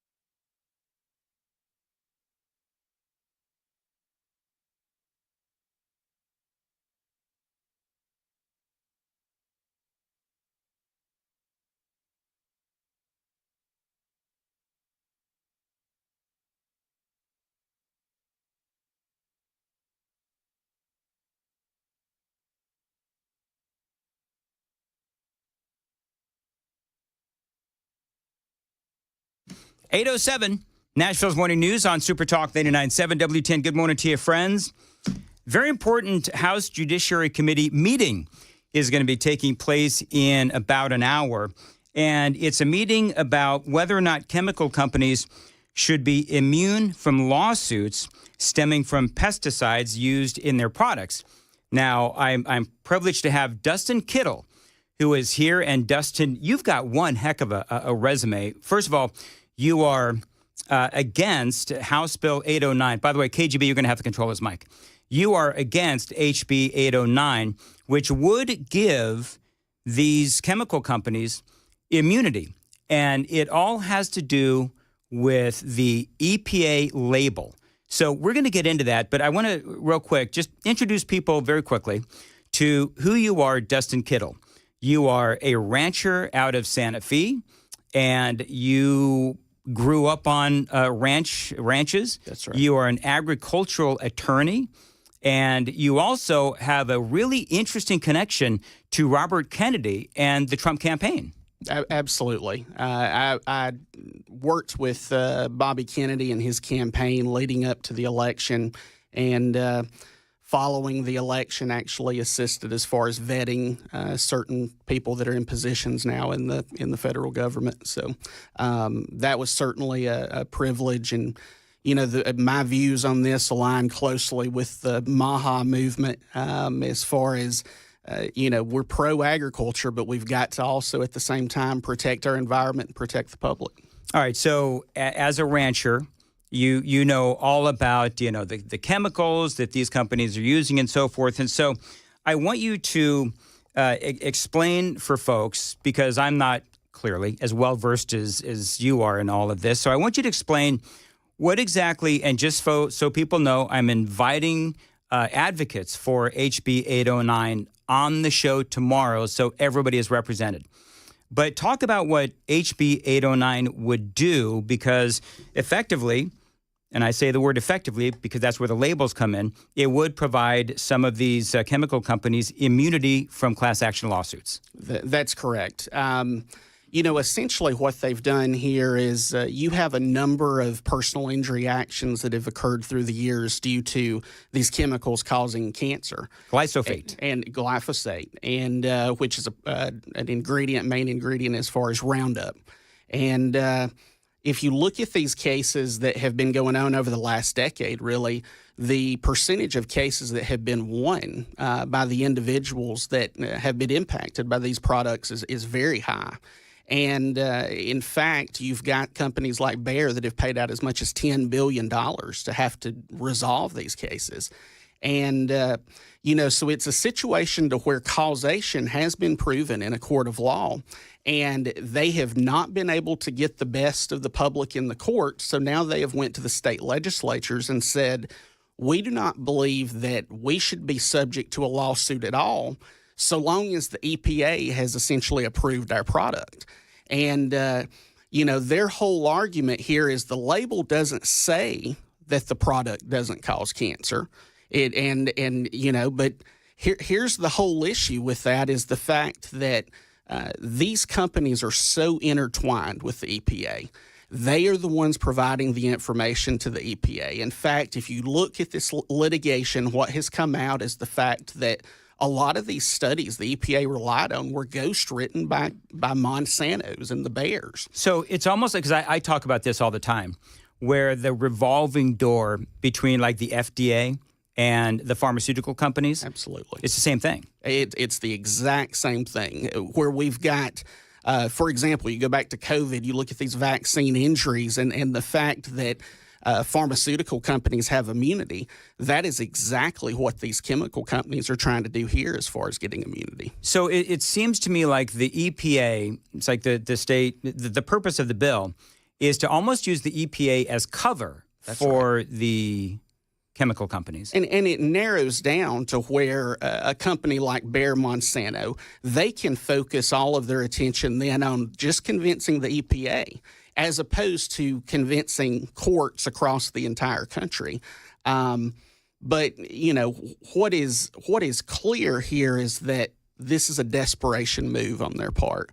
They've lost these suits. In fact, they've argued this exact same issue in the suits as far as preemption with the EPA and saying that the EPA should be the ultimate standard and the individuals should not have a failure to warn claim. And they've lost that argument in the courts, so now they're trying to essentially lobby these legislators to pass this bill. And this is going on all across the country. I mean, you're talking about, if I did some research, 16 states have been going through this kind of legislation? That's exactly right. And they're saying that before it's over, there will be about 21 states that they're going to present this legislation to. So I've heard the commercials, and they run here on WTN, I think, and they're all over the place. And part of what the advocates for the bill will say is that if this bill passes, then it'll lead to higher food prices and all that kind of stuff. And the farmers won't be able to do their jobs and so on and so forth. Is that true? No, that's complete fear-mongering.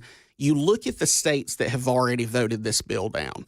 They've not removed their products off the shelf. And that's the deal here is that the common sense is leaving this status quo to where nobody's trying to ban these products.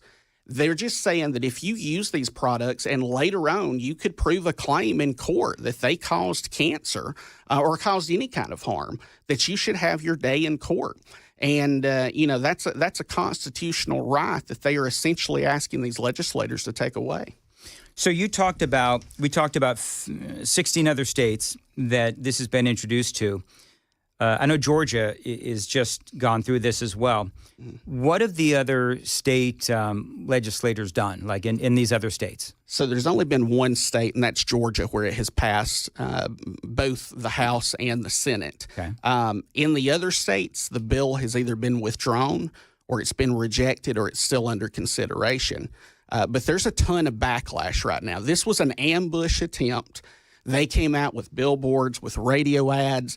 This was a planned deal for the last year. They would introduce these bills across the country, get these legislators to sponsor them, and had a big push from the Farm Bureau to lobby these legislators to bring these bills up.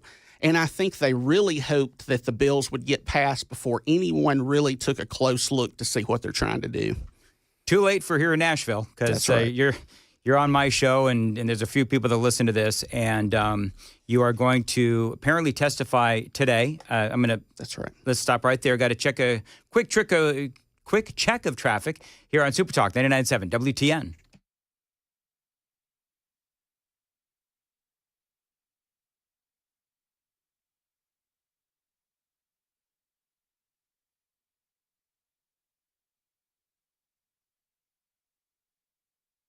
As far as your weather today, looks like it's going to be a nice day, high of 55 and sunny. Appreciate you listening to Nashville's Morning News on Super Talk 99.7 at WTN. Dustin Kittle is joining us here in a studio.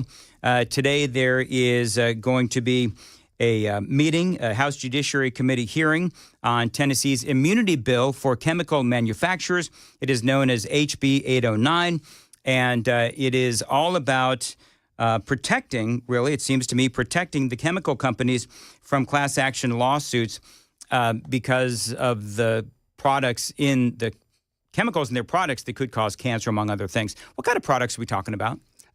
Most of these cases involve Roundup, the chemical glyphosate. There is also a chemical that is paraquat that is a chemical that's produced by Syngenta that has been shown in some cases to have caused Parkinson's. As you talked earlier, I worked as liability prevention counsel for some of the top chemical companies in the country when I first got out of law school. And, I can tell you from these studies, they can make these studies say whatever they want to.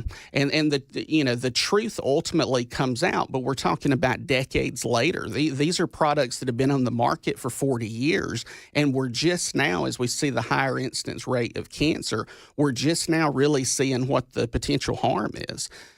Because it takes years to actually manifest and show itself. And is there a way to actually prove, and I don't know this, is there a way to actually prove if, I ended up with cancer at the age of 60, is there a way to prove that in my 30s I was using Roundup, and I say, well, it's because of the Roundup that I used? Is there a way to prove that? There are different ways to prove that. One is that Roundup tends to cause a very specific type of cancer, non-Hodgkin's lymphoma.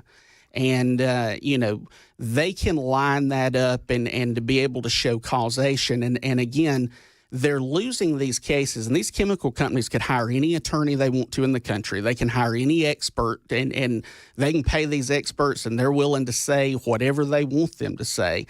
And the fact that they're still losing these cases is strong evidence that there is causation that's definitely provable.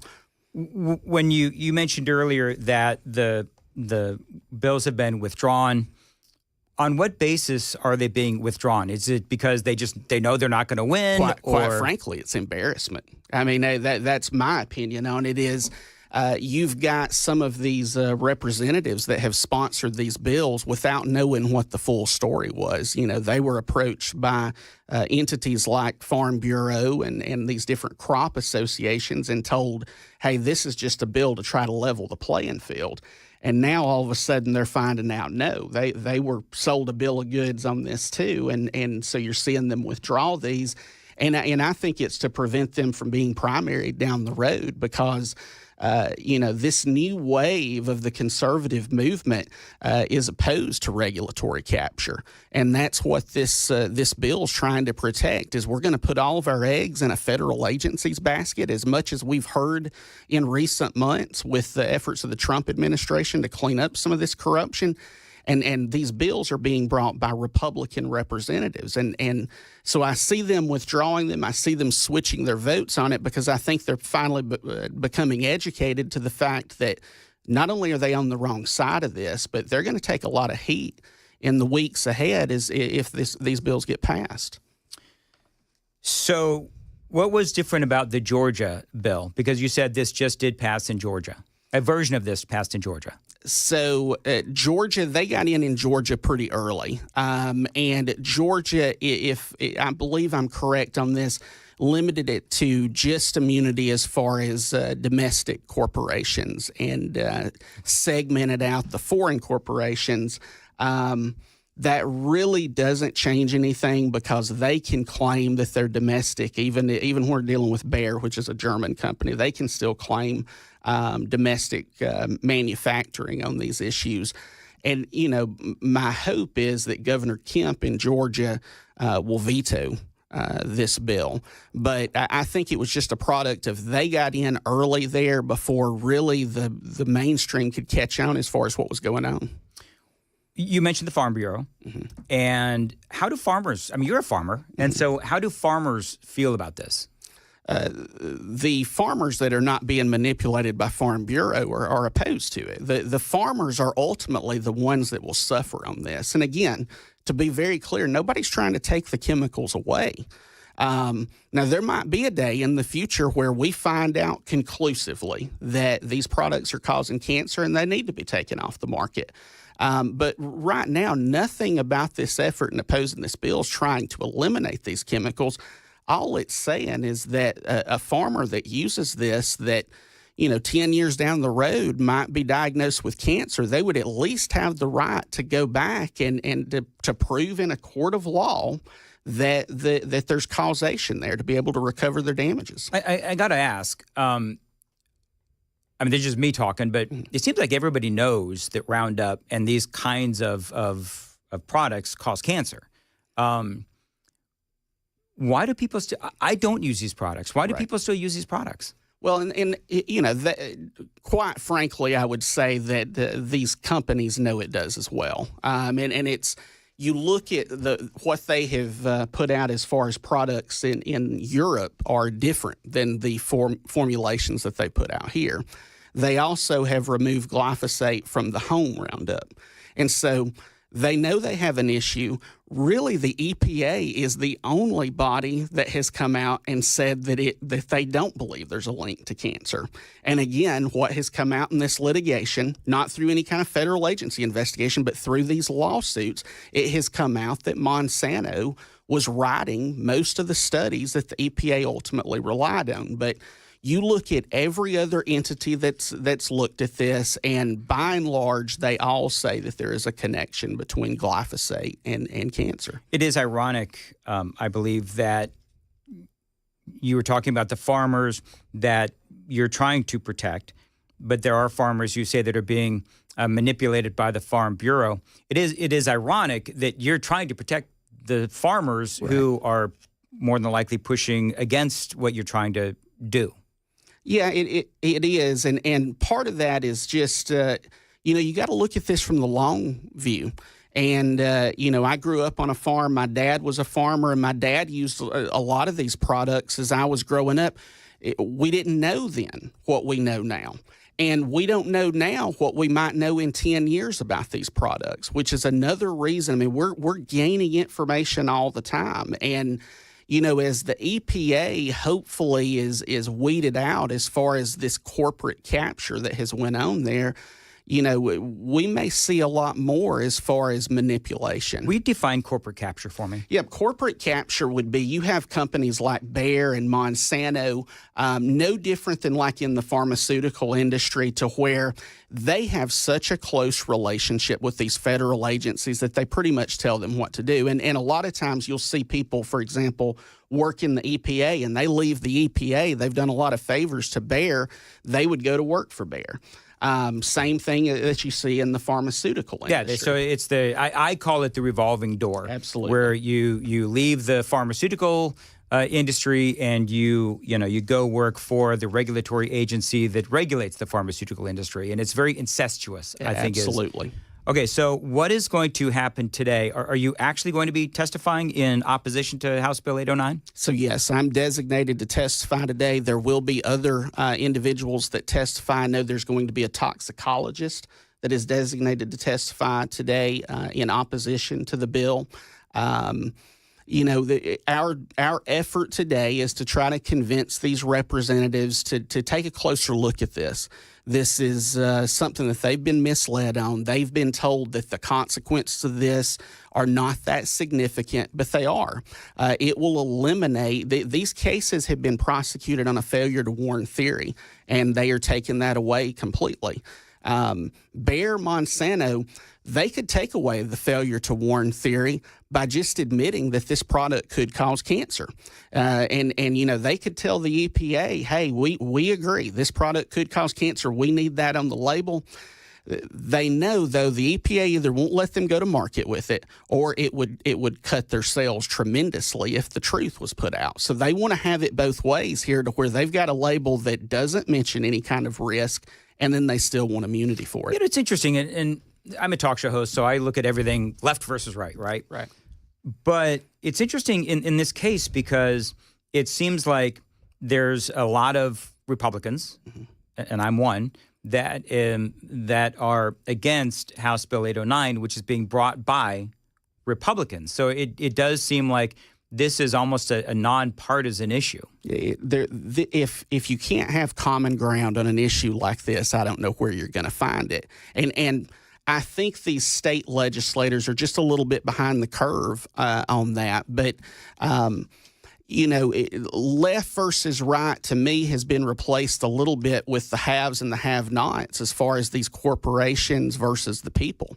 And these corporations have got so powerful that they can manipulate these legislators into doing what they want them to do. And, I think that a lot of these state legislators are now having heartburn over this issue. I think that will continue to be the case over the weeks ahead. There is a strong likelihood this issue is actually up before the Supreme Court. There's a strong likelihood that the Supreme Court is going to step in and say you can't have any kind of preemption on these state bills. Do you have an indication as to which state would bring their case to the Supreme Court? Would it be Tennessee? So Bear actually filed on Friday with the Supreme Court a petition asking the Supreme Court, and I believe that case, that was from a case that was in Missouri, and they filed a petition and they told the court, we want you to rule, and they've tried this before, but they've lost every time. They want the court to rule that if the EPA says it's okay, then nobody can sue them. And I see that as a Hail Mary move because they see that they're losing on this issue in the state courts or in the state legislature, and they're trying to do anything they can to try to get this pushed through. All right, I got to run. Yep. Dustin Kittle, how do people get in touch with you? Yep, so you can follow me on X. It's just at Dustin Kittle, and that's probably the best way to do it. We've got a good following of agriculture independent-minded family farm community on there. So would love to have people following along. All right, good luck today, Dustin Kittle. And my name is Dan Mandis. Joan Jones is in the WTN Newsroom. Joan, what's coming up?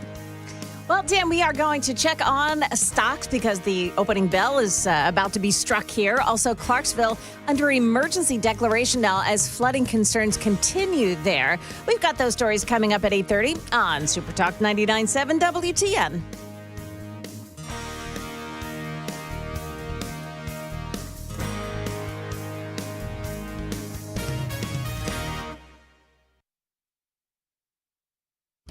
Dan Mandis here, 828, running late but worth it to Super Talk 99.7. Brentwood Jewelry, for over 50 years, Brentwood Jewelry has been proudly serving the Brentwood community with exceptional style and exceptional deals every single day. Now, as a family-owned and operated business spanning 3 generations, they are deeply rooted in this community, from Salem Service and Special Forces to his son serving as local firefighters. The Amamali family is dedicated to giving back in a time that is imperative to support local. You folks really should shop at Brentwood Jewelry. This is my jewelry store, 7012 Church Street East, located in the heart of Brentwood, just off Franklin Road. Exceptional style, exceptional deals every day for over 50 years. Tell them Dan told you to stop by, BrentwoodJewelry.com.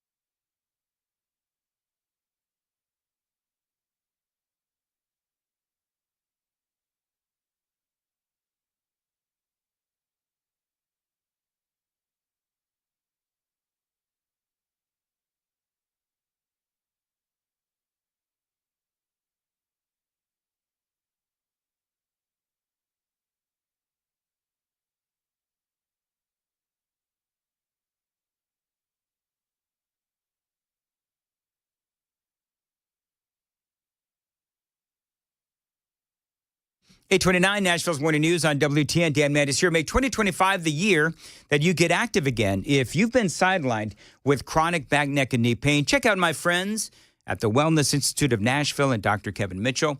Now, I've been a client for over 10 years. I've never felt better. I arrived in Tennessee over a decade ago, and I went through spinal decompression therapy for my chronic back pain. It really did help me a lot, and every once in a while, I need an adjustment, and Dr. Mitch does fix me right up. Now, right now, he's got a great deal going on at the Wellness Institute of Nashville. The Big 47 offer in honor of our 47th President of the United States. That is 47% off spinal decompression therapy. Call them at 615-246-5009, 615-246-5009, painisbad.com.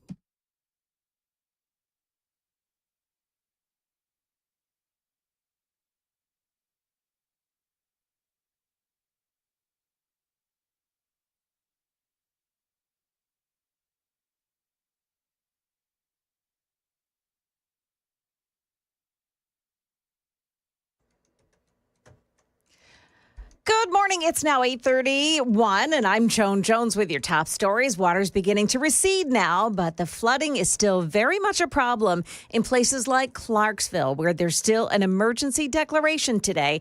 Channel 4's Jordan James reports on the assistance that's pouring in at Clarksville. Among the organizations is JPAC, who has been offering clothes, food, and other necessities to flood victims. Their volunteers will also help with cleanup once the water recedes. JPAC is partnering with the American Red Cross and is serving as an emergency evacuation center.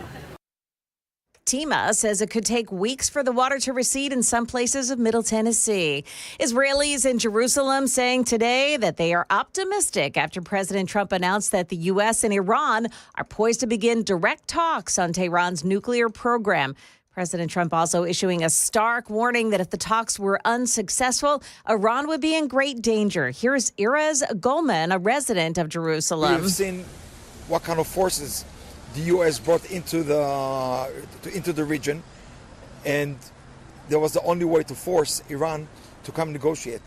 The big difference is that Trump means business, means you're going to disarm or we're going to bomb.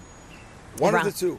Iran's foreign minister, however, said the discussions in Oman would be indirect. The NCAA championship goes to Florida. They outplayed Houston last night to capture the big game. Here's head coach Todd Golden. I'm just a piece of this puzzle. I've been able to put together an incredible staff and recruit great student athletes over these last 3 years. And, we've stayed the course all year and worked really hard. And, my best answer is I'm just really proud. At 39 years old, Golden becomes the youngest coach to lead a team to NCAA championship victory. Money News now brought to you by Beacon Capital Management, online at beaconcm.com. What a rebound. The Dow Jones Industrial is opening 1,256 points higher right now. The NASDAQ is up 541, and the S&P 500 index, that's up 158. That's the latest news. Traffic and weather next. I'm Joan Jones, WTN News.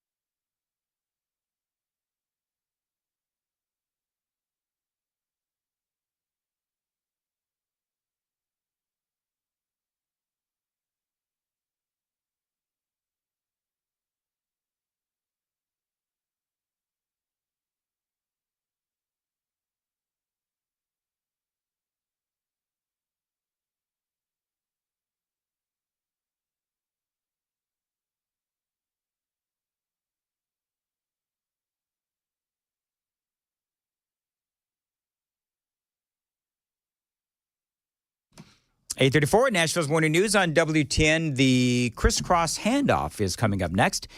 Listen, guys, if you're over 40, if you're running low on energy, maybe you're just feeling off, lowtcenter.com is where you need to go. Get started with testosterone replacement therapy, or TRT, and join lots of guys who are going through the same thing as you. I know that they've got clinics all over Nashville, and they're really easy to get back to. You walk in, you see a real medical provider, and you get that energy back. No complicated process, just results. And remember, these treatment plans, they are tailor-made just for you. You can get treatments at the clinic, or you can be treated at home, but either way, you're always going to get the highest quality of care. And here in the month of April, you can get a free consultation, and if you qualify, treatment is covered by most major insurance. So reclaim that energy and become you again. By the way, they can also help with prescription weight loss options as well. So head on over to lowtcenter.com and book your appointment. That's lowtcenter.com. Simple, quick, and totally worth it.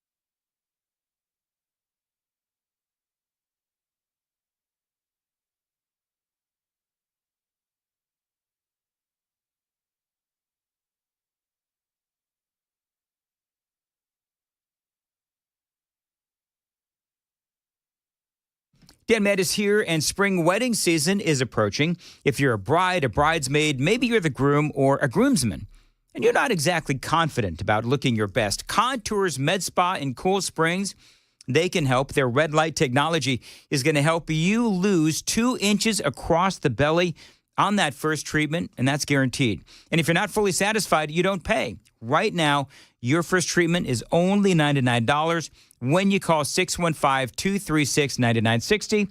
That's right. The first 10 callers right now, you're going to get that first treatment for $99. Now, folks, this is usually a $600 value. So whether it's a tuxedo or a bathing suit you're trying to slide into, Contours Med Spa in Cool Springs, they've been helping folks look better and feel more confident with their ultra slim technology. It is FDA approved. It is incredibly unique and one of the only places in Tennessee that offers red light technology. This is for both girls and guys, so call right now. Again, first 10 callers get that belly buster special for just $99, usually a $600 value. First 10 callers right now, 615-236-9960, 615-236-9960, ContoursLLC.com.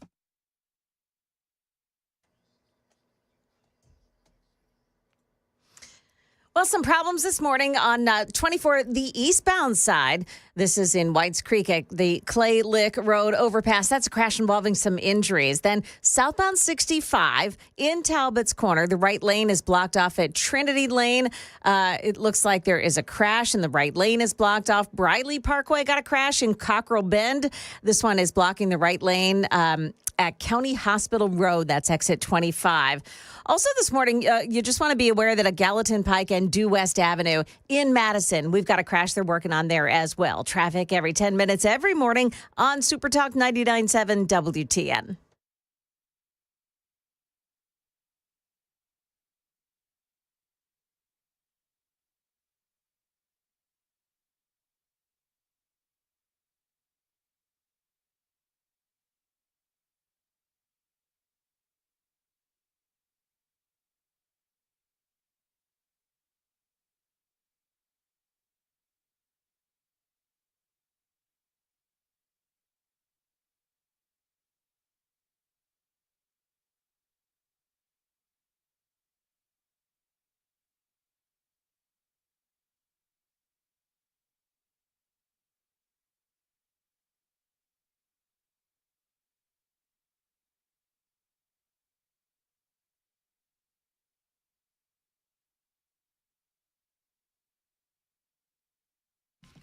8:40.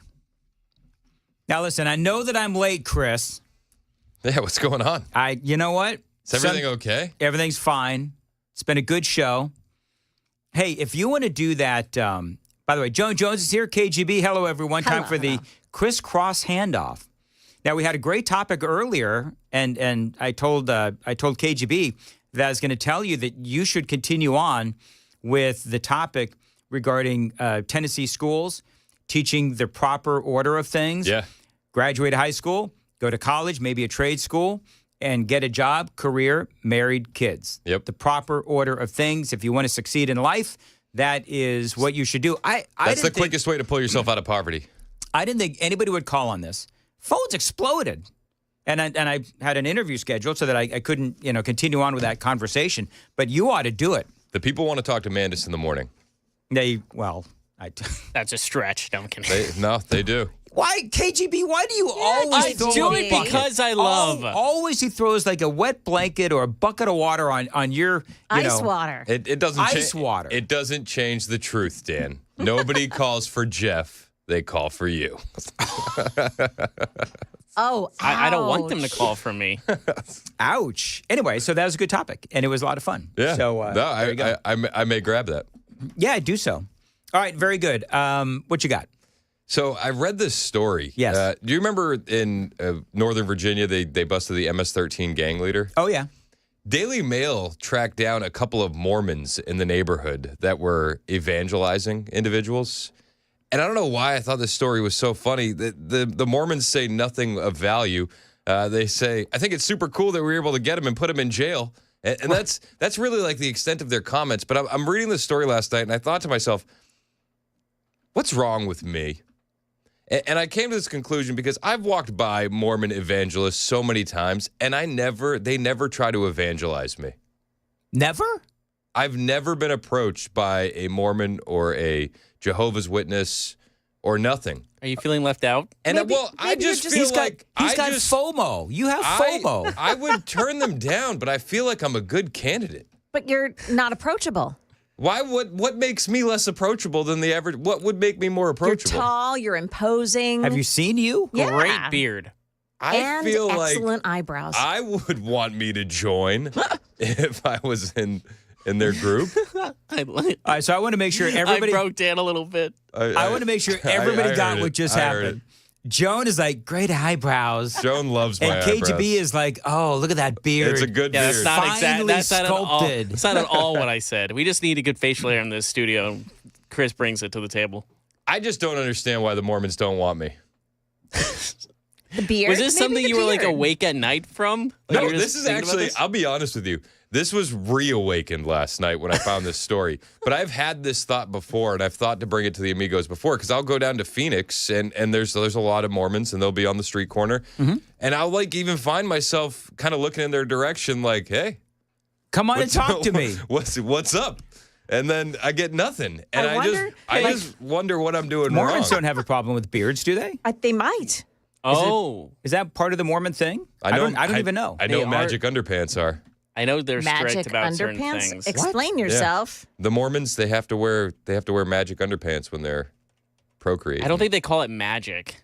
I may have thrown in the magic. They have special underpants to procreate? Yeah, look them up. Yeah, and they're not even. It's not even like special underpants. It's like a tank top and shorts.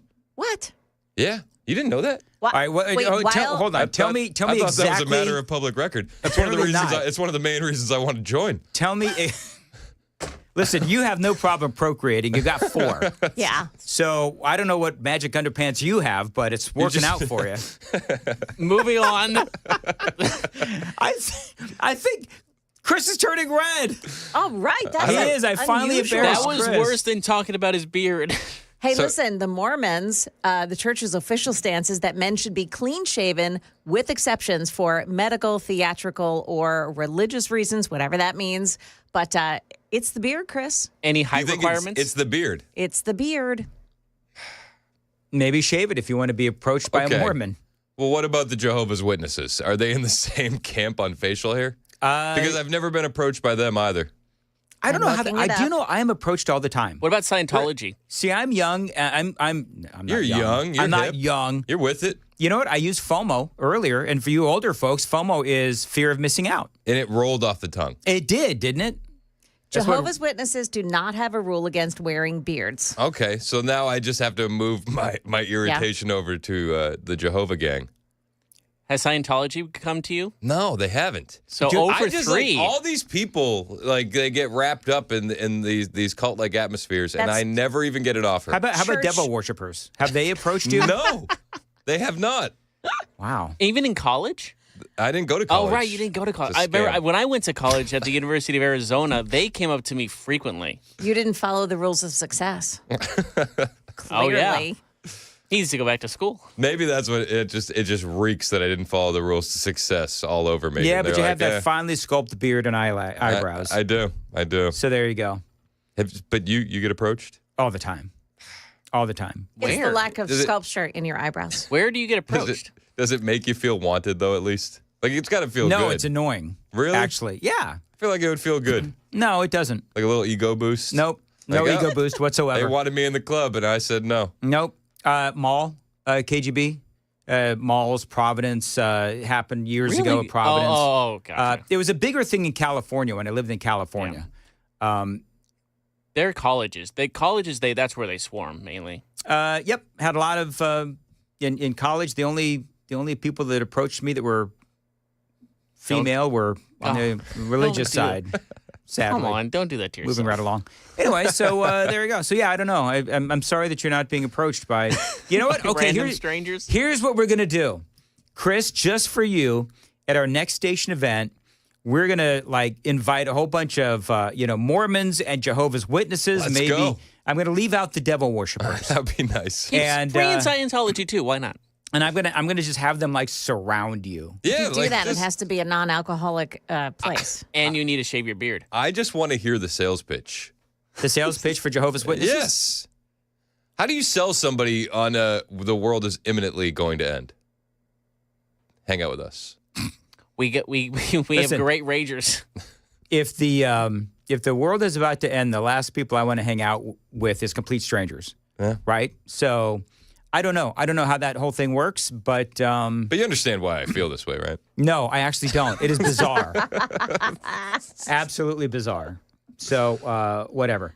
Hey, Joan. Yeah. Do you want to do that dinosaur thing we did earlier? Do you have that handy? Dinosaur thing. Shh. Hold on. Oh, I got to go back. What time was that? It was at 5 o'clock. Okay, so 5 o'clock? Okay. So basically, what scientists have done 5:30, I is think. they have revived the dire wolf. Oh, I saw that. Okay, you ready? Oh, Yeah, go ahead. here we go. A howl 13,000 years in the making.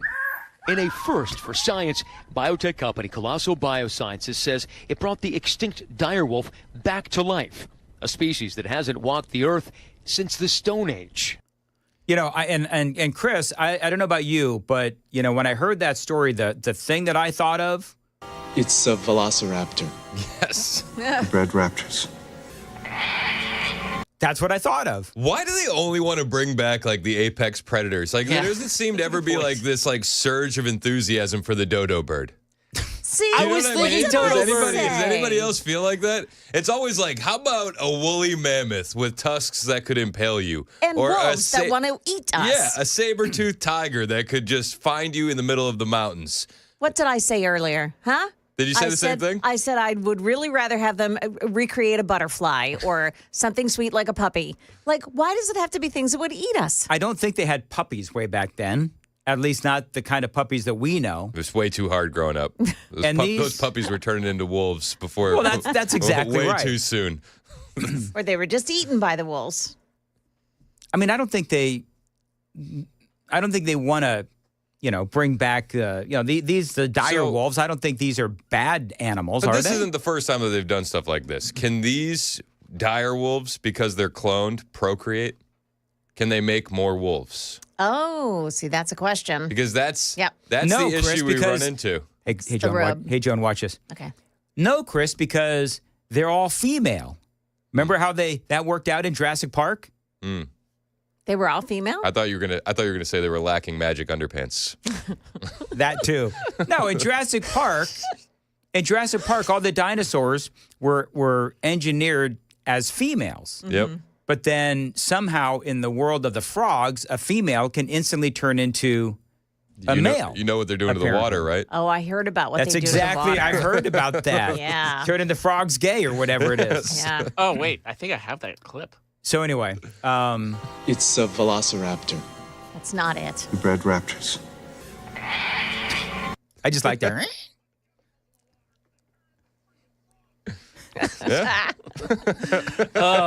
I want to go find whatever that Alex Jones monologue is. I've got to go find it.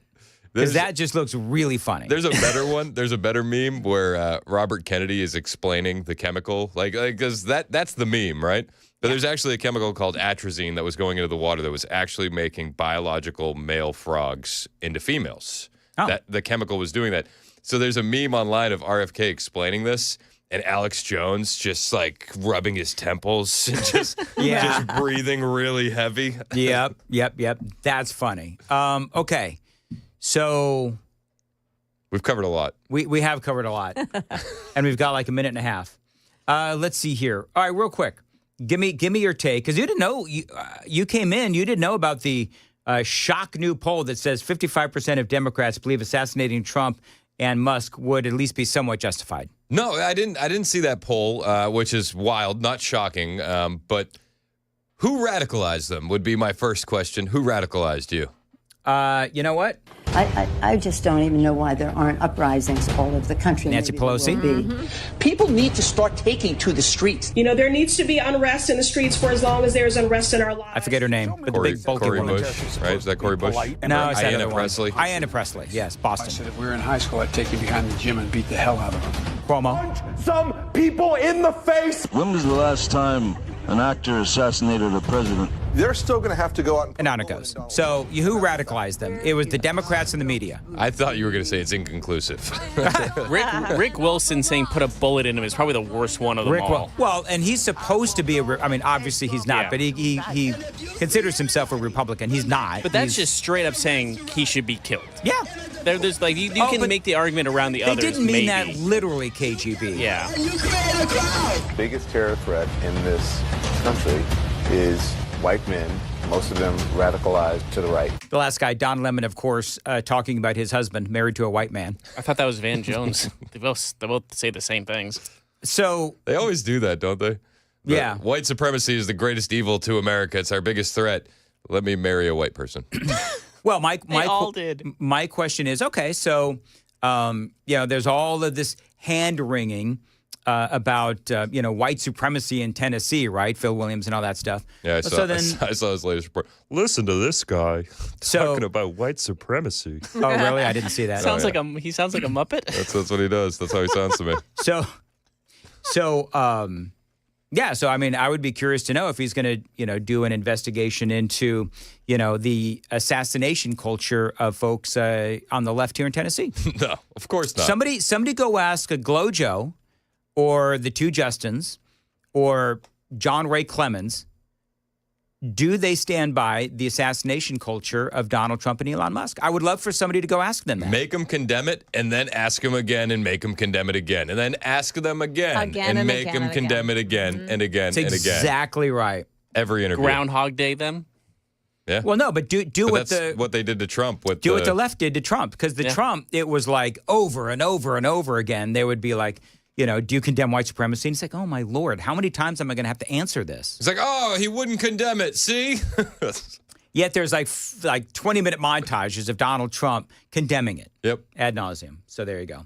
All righty. What you got coming up, Chris? Well, we are going to go through the latest on the Trump tariffs. We'll talk about that poll that Dan was talking about. We'll have the Netanyahu White House visit highlights and more. Plus, I have some Austin Metcalf updates. The amount of money that Carmelo Anthony is raising believable is disgusting. Also, I got my hands on the police report from the incident, and would you believe that Frisco police in Texas treated it more as like a crime scene than the Secret Service did at the Trump assassination attempt in Butler, Pennsylvania? Oh, gosh. Did they really?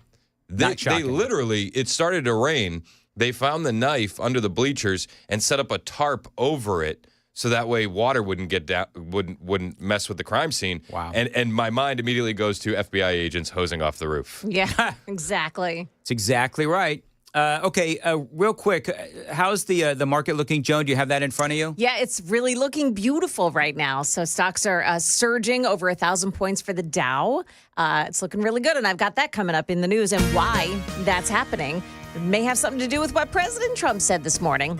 Yep. What did Trump say? I'm not telling you until the news, Dan. All right, 8:55, Nashville's. All right, we've done. It's going to be great. It's going to be thing amazing. ever. Wonderful. Best thing Excellent. All right, very good. All right, I guess we're done. All right, so Chris Hand is coming up next, and we'll return next on Super Talk 99.7.